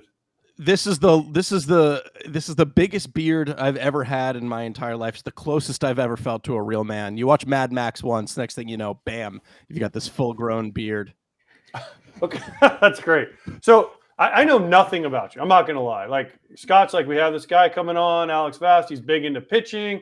He's big on Twitter. He's big on, on social media. He's won sports Emmys. So explain to not only myself, but other people out there, what you do and how you do it so that they can understand like what you're into, like Driveline, and you're into pitching metrics, and explain this to the common people. Sure. I'm one of them, right? I'm a common person. I think I'm in love with the sport. I've always been in love with the sport. One of the things that I try and do is make that love contagious and share why this sport is so important. I talk a lot with people in front offices and people who are studying baseball, and they say that one of the biggest problems that we have right now is we don't have natural conduits to describe what analytics is, right? We have the front office nerds who are still very much the front office nerds, which I'm one of those, and then we have the player, and there's a disconnect, right? Because there's no opportunity to take spin efficiency, tilt, spin direction, seam shifted wake, and make those relatable notions, right? Make those something that we can like actually break down and talk about in a key way and deliver to a pitcher and say, hey, I'm not going to give you a bunch of numbers. I'm going to talk to you like a human being. And I'm going to say to you, this is what you need to do to make yourself more effective, maximize your potential, and earn more money for your family. That's the kind of baseball analyst I want to be. Someone who could break down heady terms and make them more relatable. I also have been very fortunate to talk to a lot of Major League Baseball players. And one other goal that I have personally is to help people see the human aspect of it, right? I think back to a conversation that we had with Paul Sewald, who's I think a top 10 reliever in baseball right now, the great reliever for the Mariners, and talk about, the death threats that he receives on Instagram, and all of the depression that guys can go through, and what that's like, and that mental toll that things take. And I always try to relay to people those stories, right? Like, no one wants to screw up at work. Like, you think like a pitcher like goes out there and they're like, I'm going to throw a sinker and I'm going to give up a 410-foot home run. I think that's what I'm going to do today. You know what I mean? I think that's probably what my goal is today. I'm sure that they've waited their entire life to give up a home run on the biggest platform in the world. And like, I just want people to realize that like, that's not their goal. They're going to go home to their kids and they're going to go home to their wife and they're going to have to try and process that. Like I get upset when I screw up at work and there's no one watching me. I'm a nobody. They get, they screw up in front of millions of people. So that's kind of all over the place. But I guess the TLDR is I just want to share this love for the game and help it grow to the best of my ability. Now, Alex, I know you're not a player because if you've never gone 0 for 4 and come home and your wife's like, how the hell did you not get a hit off Max Scherzer today? Then you were definitely not a player. So if you can explain that to the people that don't play, I appreciate it. Sure. What about my appearance? Let you know I'm not a baseball player because isn't the overweightness? Is that what it is? It's the beard that it doesn't have gray patches in it. That's why.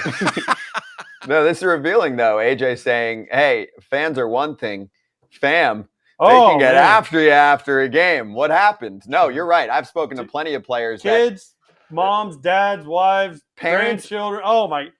parents of current players, where the conversation is just what is kind of like, what did you do wrong? How do we fix that for the next one? And I'm like, okay, maybe that's partially why they got there, but also coming that from a seems guy whose debilitating. mom once sent him stick figures on how to hit when he was in the big leagues. Wow. Yeah, trust me. I love that too. So I should try and make that even more relatable for people at home. Like I'm a producer in my day job. I send out Excel spreadsheets all day. I can't imagine like I send out an email that has a typo in it and coming home to my wife and she's like, "What was that? We're sending out typos now? Is that what we're doing? We're sending out typos? How much do you make? And you're going to send out a typo to the company? Like that's crazy to me." Hey, Alex, I want to ask you about how your job can actually impact big league pitchers as well, because this has changed a lot, right? Not every pitching coach in the big leagues has even had anything to do with the big leagues before they got there. College pitching coaches, even seen high school pitching coaches move their way up the ladder with no playing experience. My point is, I want you to explain what you're working on, at whatever you can reveal stat-wise, and how that can actually help current pitchers. And I'll do like kind of the bragging for you, and I'll use examples, okay? Pitching Ninja, Drive Line, places or people that didn't pitch at all, Pitching Ninja, as far as I know, never worked in baseball at all, but that have brilliant minds. And there are pitchers that have relationships with people like that, or have relationships with certain data points to help them improve. And I put you in that category with some of the research you're working on too. Yeah, I mean, maybe it's best to kind of house this in the context of the finger pressure thing that I'm trying to do right now, right? So this graph that you're seeing right now, I'm super excited about. And I'm going to do my best to kind of walk the line of analytics and relatability here. So what we're seeing right now is finger pressure, like measured. On the far left, it's when a pitcher starts his delivery, and on the far right, it's on release. So as far as I know, this has never been quantified before, right? This is a project that I grew passionate about a couple of weeks ago about like, I've heard a lot of dudes being like, yeah, we know finger pressure matters, right? Like we know that the amount of pressure that we're applying to a ball on our four-seamer or maybe on a slider with the middle finger, we know that that's going to have an impact on the pitch. We can't tell you how right now, right? And I was like, all right, let me see if I can figure out a way to quantify it. I've got this now patent pending wearable, which is a sentence I never thought I'd say in my life, that measures just that. And to me, that's really, really exciting, right? And one of the many reasons that's exciting to me is it can change the foundation of how we're developing pitch design or pitches in general and an arsenal, right? From what I've heard from some of those dudes that you've mentioned, when you're talking about how you're going to build an arsenal, the foundation can often be grips, right? Like what grip are you throwing? Have you ever tried this? You ever tried moving your hand around the ball this way? Maybe doing this, maybe doing that. We're talking about maybe you taking a step back and being like, all right, cool. Let's see how much pressure you're putting on the ball. And let's quantify that. And let's try and make that impactful. So that's what you kind of talk to a front office about, or like the analytics about. If I was talking to a pitcher, I'd be like, hey man, you ever think about like just applying a little bit more pressure on your middle finger? And then as a result, you're going to get more of a sweeper and you're going to get more whiffs because of the way that works with your four-seamer. And if I can get you more whiffs, maybe we can, bring your whip down or not make you so BABIP dependent or something like that. Maybe it'll help, show off the carry that you have on your four seamer and stuff like that. That, I think, to them is a little bit more interesting, especially because we can quantify it in a way that's kind of minimally invasive, right? That's the other thing. I'm not trying to provide pitchers a piece of tech that is something that it's going to make them feel like a robot, right? There's like this kind of fine line where they need to wear something where they still feel like they're a human being who can pitch the way that they need to pitch, but we also need to show them that they can get better results with using something like that. So we did a study last month. We found out some really interesting findings, writing an article about it now. It's going to go out in Pitcher List later this week. We can get into that if you want, but we're going to do some more studies. And I think hopefully we're at the forefront of something that could be really big for the pitch design process. Does it have anything to do with like injuries? Does your pressure point patent, does it have, because obviously when you're talking about, somebody developing a new pitch, they have the sleeves. I'm not sure what the sleeve is called. Do you know? Yeah, like the Mobius sleeve, I think, or something like that. Yeah, Mobius. Some guys, when they put their fingers out on a splitter, there's more stress structurally. Does your patent pending, whatever you just said it was, patent pending wearable? Yeah, it kind of sounds sexy, so I like it. But is it have you found data from that as far as injuries? Because that could be, you will never sell another Excel spreadsheet again. Because if you can figure out injuries, you're going to fix the World Baseball Classic. You're going to fix every prospect. You're going to fix every organization, and you can sell that for $1 billion. Yeah, two things. One, if we could have you as our sexy patent pending wearable model, I think we're going to sell even more. You know what I mean? I think we just got to get you as our new cover guy. I'm in. Great. You heard it here first. So listen, I'm not so vain enough to say that, man, I did it. I found a finger pressure thing. I found a way to quantify it, and I've solved the Tommy John epidemic. But I will say that one of the impetuses for this was an old Tyler Glasnow quote from last year, right? I'm sure you guys probably talked about it internally he said, we got rid of the sticky stuff and I gripped harder, and that's why I got injured. I mean, I'm paraphrasing a little bit, but that's pretty much the TLDR of what he said, right? We got rid of the sticky stuff. I had to grip my four seam a little bit harder. I felt something in my elbow. I went back out again. I still had to grip hard to kind of compensate for the lack of sticky stuff. And now I'm on the IL, right? Anecdotally, because we've only done one study, the pitcher that I was working with, I had him increase his index finger pressure on his four seamer, had him increase his middle finger pressure on his slider.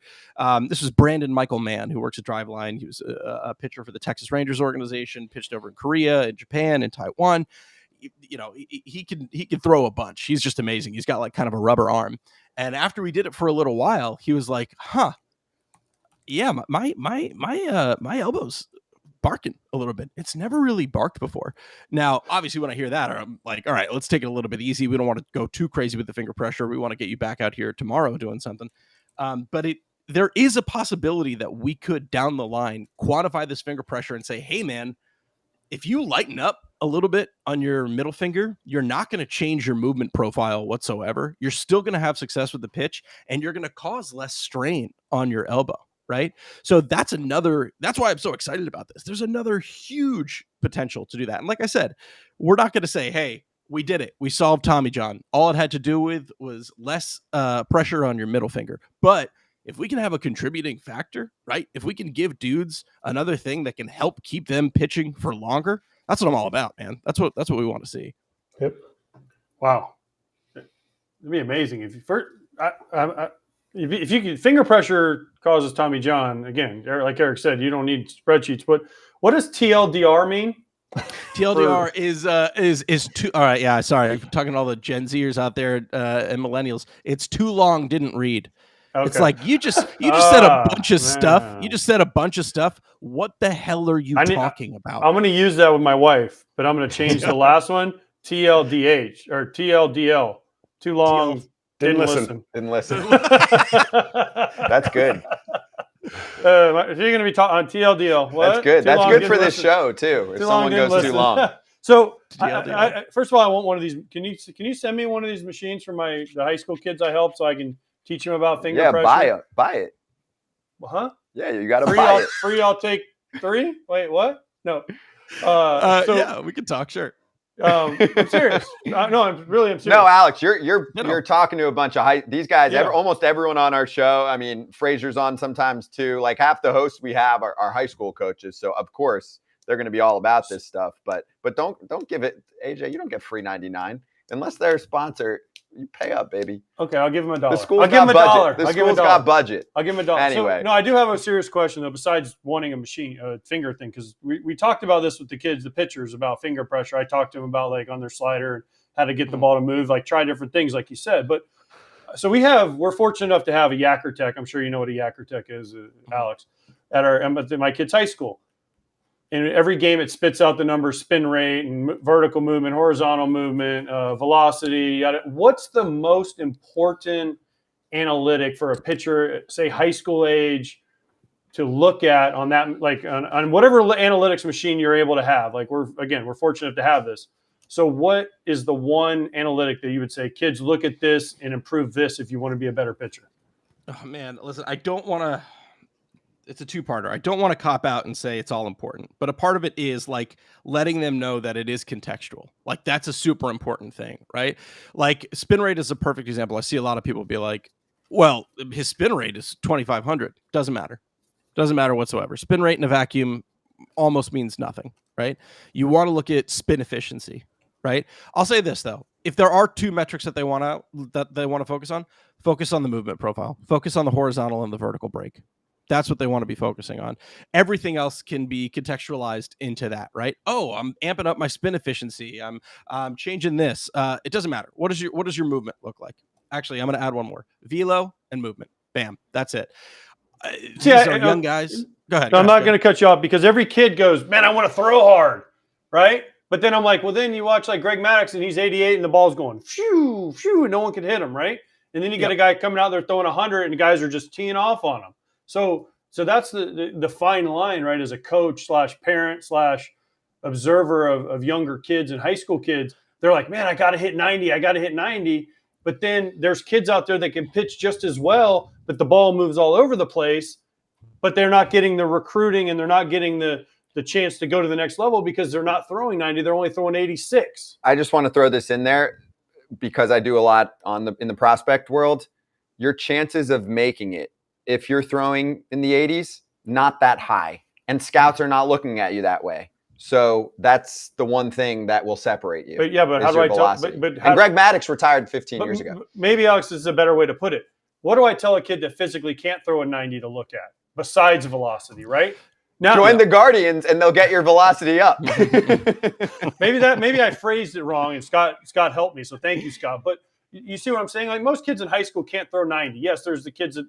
But like, what do I tell a kid that's a sophomore in high school that is a good pitcher, has the potential when he gets to be a senior to be in the 90s? How do I tell him, hey, dude, we're going to look at this on the analytics that we have. Let's work on this for now. And as you grow and get stronger, you're going to get, we got a kid 85 to 87 right now, right? He's a sophomore. But he's like, God, I got to hit 90 so I can commit to a Division I Power 5. I'm like, dude, if you go out and you pitch and you can throw a breaking ball for a strike, and you can do this, then they'll see the projectability. So what's that? Again, it would have to be movement, you would say. It would definitely movement, and honestly, find you.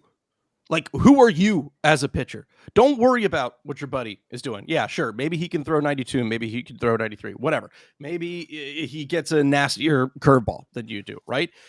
What are you as a pitcher, right? Because I'm not going to speak for Driveline. I don't work at Driveline. I've been fortunate enough to work with them. I think they do absolutely fantastic work. But if I understand correctly, one of the ways that they work with pitchers to help unlock their potential is finding what they mechanically do well and building from there, right? So in my mind, it's dangerous to go, I love Max Scherzer, so I'm going to pitch like Max Scherzer, right? Maybe that's not your body.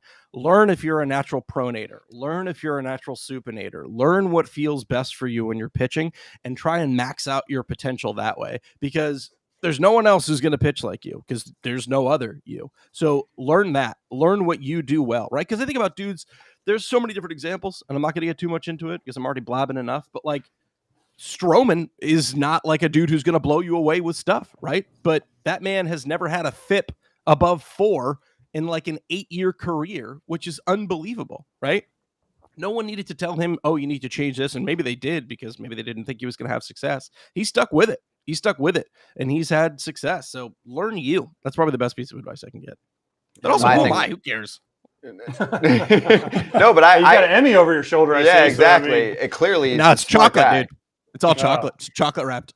It's got proprietary wearable technology. I mean, Alex knows what's up. But the reason I mentioned the Guardians too, I'll just say this for the crowd, if they're like, why'd I say that, is I've hosted, especially day 2 and day 3 of the draft, for like a decade now. And for example, especially over the past 5 years, the Guardians you can tell, you see it. You're like, oh, here's a control and command guy from college. He's throwing 92. And by the time the Cleveland Guardians get him up through their system, he might be 96, 97. And now he's ridiculously good because he had that control and command. Just saying, like, they've done that superbly well. And that's a great example for anyone out there. If you go one step back, hey, I only throw 85, but I know where it's going every time. I've got a great mix. I know what I'm doing. There is a spot for you. The Guardians are a perfect example, not to digress too much. Bieber and Tristan McKenzie, they don't do what the league does. Those are not elevated 4-seam drop your breaker dudes. Like, Bieber's coming in low with that 4-seamer. I don't know, a lot of like pitching organizations are going to be like, yeah, let's drop that 4-seamer down to the bottom of the zone, right? That's just not happening a lot. But Cleveland, they do that. Guys like Kevin Gausman, they do that. Perfect examples. Know what your arsenal is. Know how it all works together, and then find success that way. Don't chase the hot thing. So here's the last. You keep showing me all big. It's like, I don't even want to see this. I don't even like looking in a mirror. You're on digital TV. I mean, the crew behind the scenes does a great job here, and they're grabbing a bunch of quotes for the ticker too. But Alex, let's finish with this on the major league side, because you're watching games like we are every single night.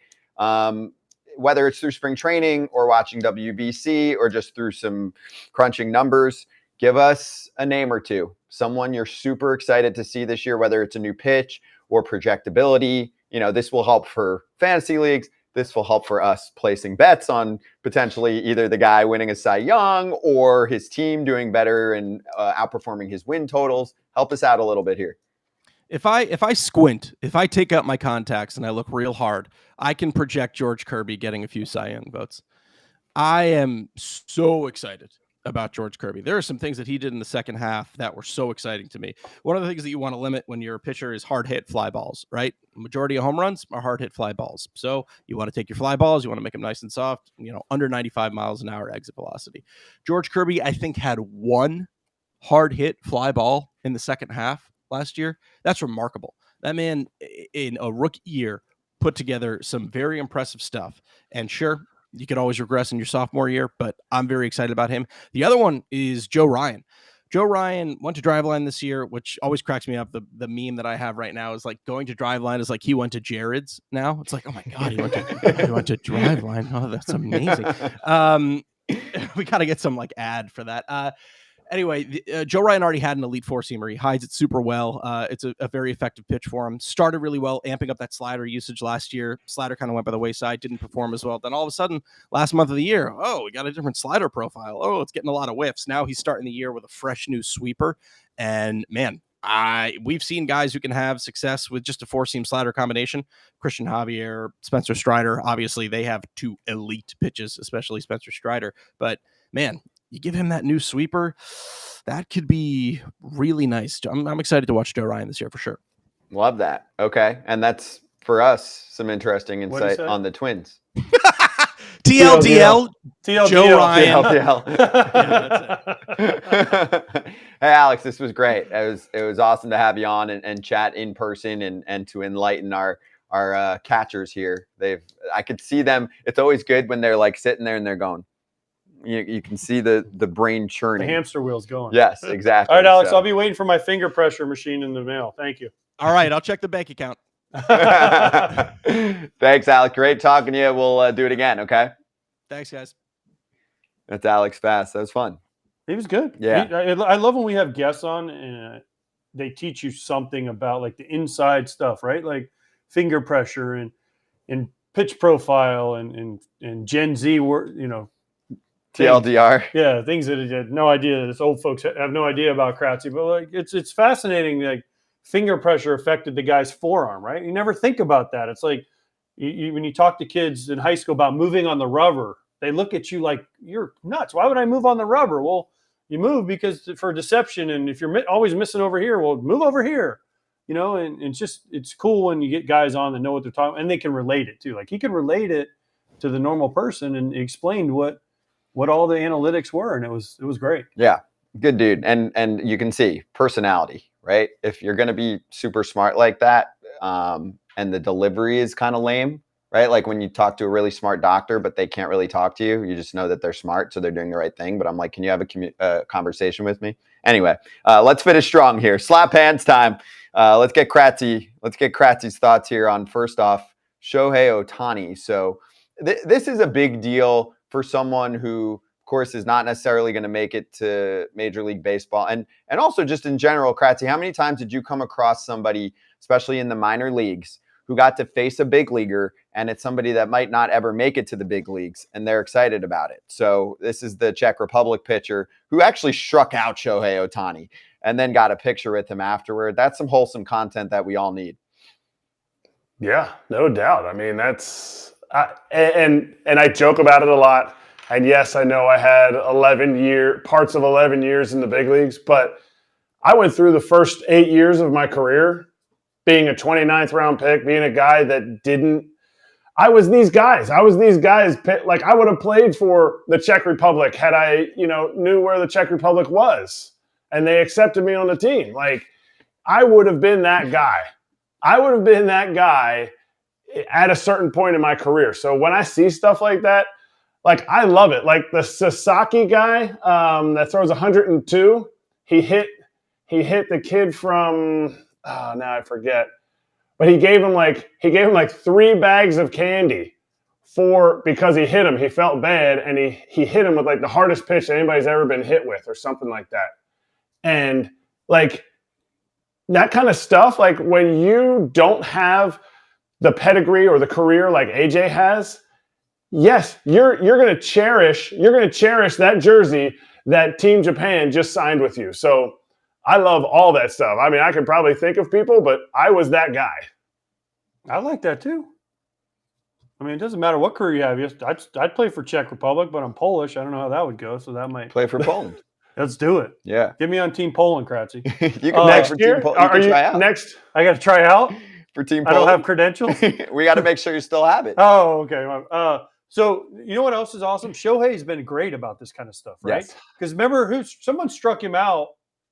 A position, Brett Phillips, maybe somebody struck him out last year, and then he signed like a bat for him, it was Clemens kid.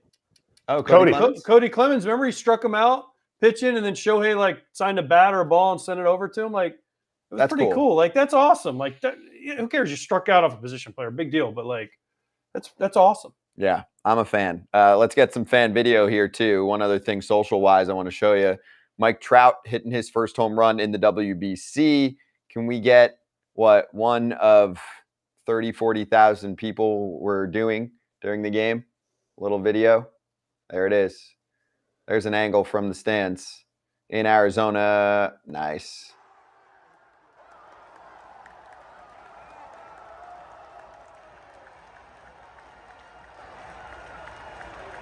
There he is. I was like, wait. Maybe a few beverages during that video. We lost Mike Trout for a while on the base paths. Not quite as good as the Fox cameraman, but he did okay. Right when I went to sleep. Right when he touched home plate, then I was like, boom, done. Because it was 9-0. Yeah, game over. But that's exactly. cool to see the fans' reaction. And the guy to his left was, dude, he was happy. Yeah, he was happy. Exactly. Big Mike Trout fan. But I think there's something there. Obviously, we need a little bit better film quality, but why do we need to keep having the same camera angles? Why don't we spice it up with our, kind of like with what Seattle does with their, their wire cam that goes down the third baseline as the guy's coming around? We had the on-field guy. Like, why can't we get some more? We just place the cameras at the exact same spots in every single game. And, I don't know TV games, but, maybe you guys can talk about this more. That's MLB. What, you're not allowed? Listen, I'm not going to speak too loosely from what I know. You might know more than I do. What? But Fox, I know Fox, when we do the playoffs, they try to put extra cameras in and they try to move them. But MLB doesn't, they kind of make them put them in the same spots. Like there's not a lot of freedom. Because when you talk to directors, like the directors I've worked with and the producers, like say we have an off day before the series, they'll come in and they'll look at where the cameras are and they'll say, hey, can we move this? Let's try this. And Fox has done some different things. And there's been, again, I might be wrong, but from what I've heard, there's been some kickback from the league saying, no, we don't really like that angle. No, let's keep it the way it's been for the last 100 years. I don't know.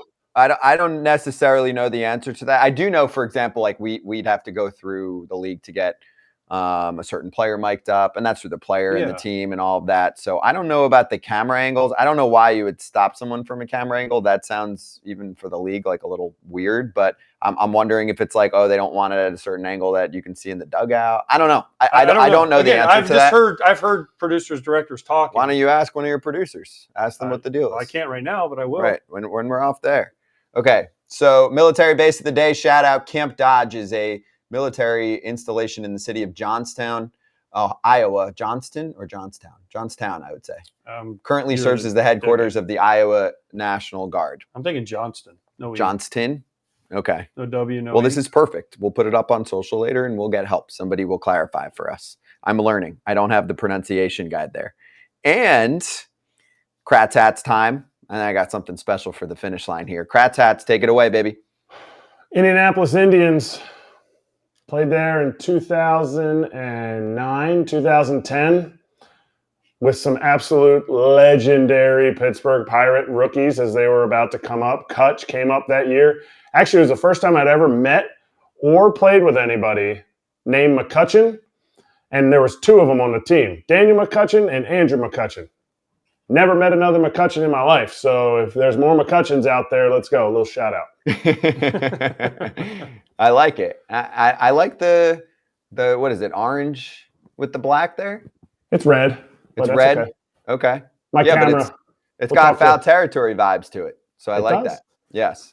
All right, so this is what I want to finish with because I'd like to clarify if you were with us at the top of the show.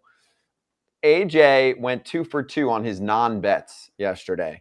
So if you'd like to place a real wager, let's make sure we document it. We're on a show. This is posted live, YouTube, podcast, etc. I'd like to focus on there's no late night. I'm going to take the under on the U.S. game tonight. Haha. They're not playing. There's one game this evening, and AJ should be awake for all of it. Dominican Republic hosting Israel. Israel coming off the 8 perfect inning loss to Puerto Rico. Okay. So I'd like to all get in. AJ can lead the way. Kratzy and I will tail, AKA we will throw down as well. I'm not telling you how much to wager. You guys want to put a penny down, go for it. I'm going to probably go $100 or $200. So it's Israel DR. You're not doing the money line, like as in who's going to win or not. It's 5,000. More than likely. So you can either do the spread, which is 7.5 for DR. So either saying they're going to win by 8 runs or more. The over-under is 12. So, is there a night? And there's a late night, Great Britain, Mexico. Yeah, but I want to focus on Israel and DR because at 7 o'clock's right in the wheelhouse of the text thread's going to be firing based on what the result is in this one. Yes, DR should clobber them. 12.5 or 12? It's 12. No hook, if it's 12, look at you, no hook. This guy knows what he's talking about. If it's 12, then nothing happens. You get your money back. So what do you think here? Now, keep in mind, if DR wins a game 10-0, it goes under. That's why I was worried about yesterday. But you don't have to go over under. You can also say, hey, I think DR is going to win by 8 runs or more. So you're putting me on the spot right now. Huh? Well, Who's pitching? Give me a second. And any thoughts, Kratzy? You want to help out? I'm liking Steinmetz. Do you know Steinmetz? Big fan. Jacob Steinmetz. Big fan. Okay. And Jacob Steinmetz. He's Contreras right up your alley. for DR, which I'm assuming is Ronzi Contreras, who's the Pirates prospect, and now we've seen him in the bigs. Yeah. Swing and miss stuff. I'm going to I like the over because, first of all, Israel got 8 innings of no base runner. So they're bound to sneak one in there, like a run. So that makes it 11-1. I think DR, they're a little fired up, Venezuela. They got to win, so the pedal's down. I like the over. Over? I like runs, and I like the over. Okay. I got all excited. So last night I was watching the Puerto Rico game, and it was 6-0. Lindor comes up, hits the ball, like for base load. I'm like, there it is, the over. Boop, top of the wall triple. I'm like, God dang it, they're not going to get to the 10. And then I was like, run rules, and then Maldonado's coming around third. I'm like, you're going to throw him out by 20 feet. Safe. Oh, yeah, we win. That's why it's fun, even on a game that's not close. Kratzy, are you tailing? We going over tonight? Well, can we parlay it with the spread? Yeah, sure. Is that what you want? You want to go over and the spread for DR? Yes. Okay. I will tail both bets, and we'll see how we do. It's all documented. It's real. It's proof. There's no, I thought you were being sarcastic on the text. I thought $1 meant $100. I did. I really did think that. Well, you must be a great tipper then. AJ, Kratzy, I'm Braun. Todd Frazier with us the rest of the week, I believe. I'm just throwing rumors out there. We'll see. Oh, we got big guests coming up the rest of this week too on FT Live. Love you.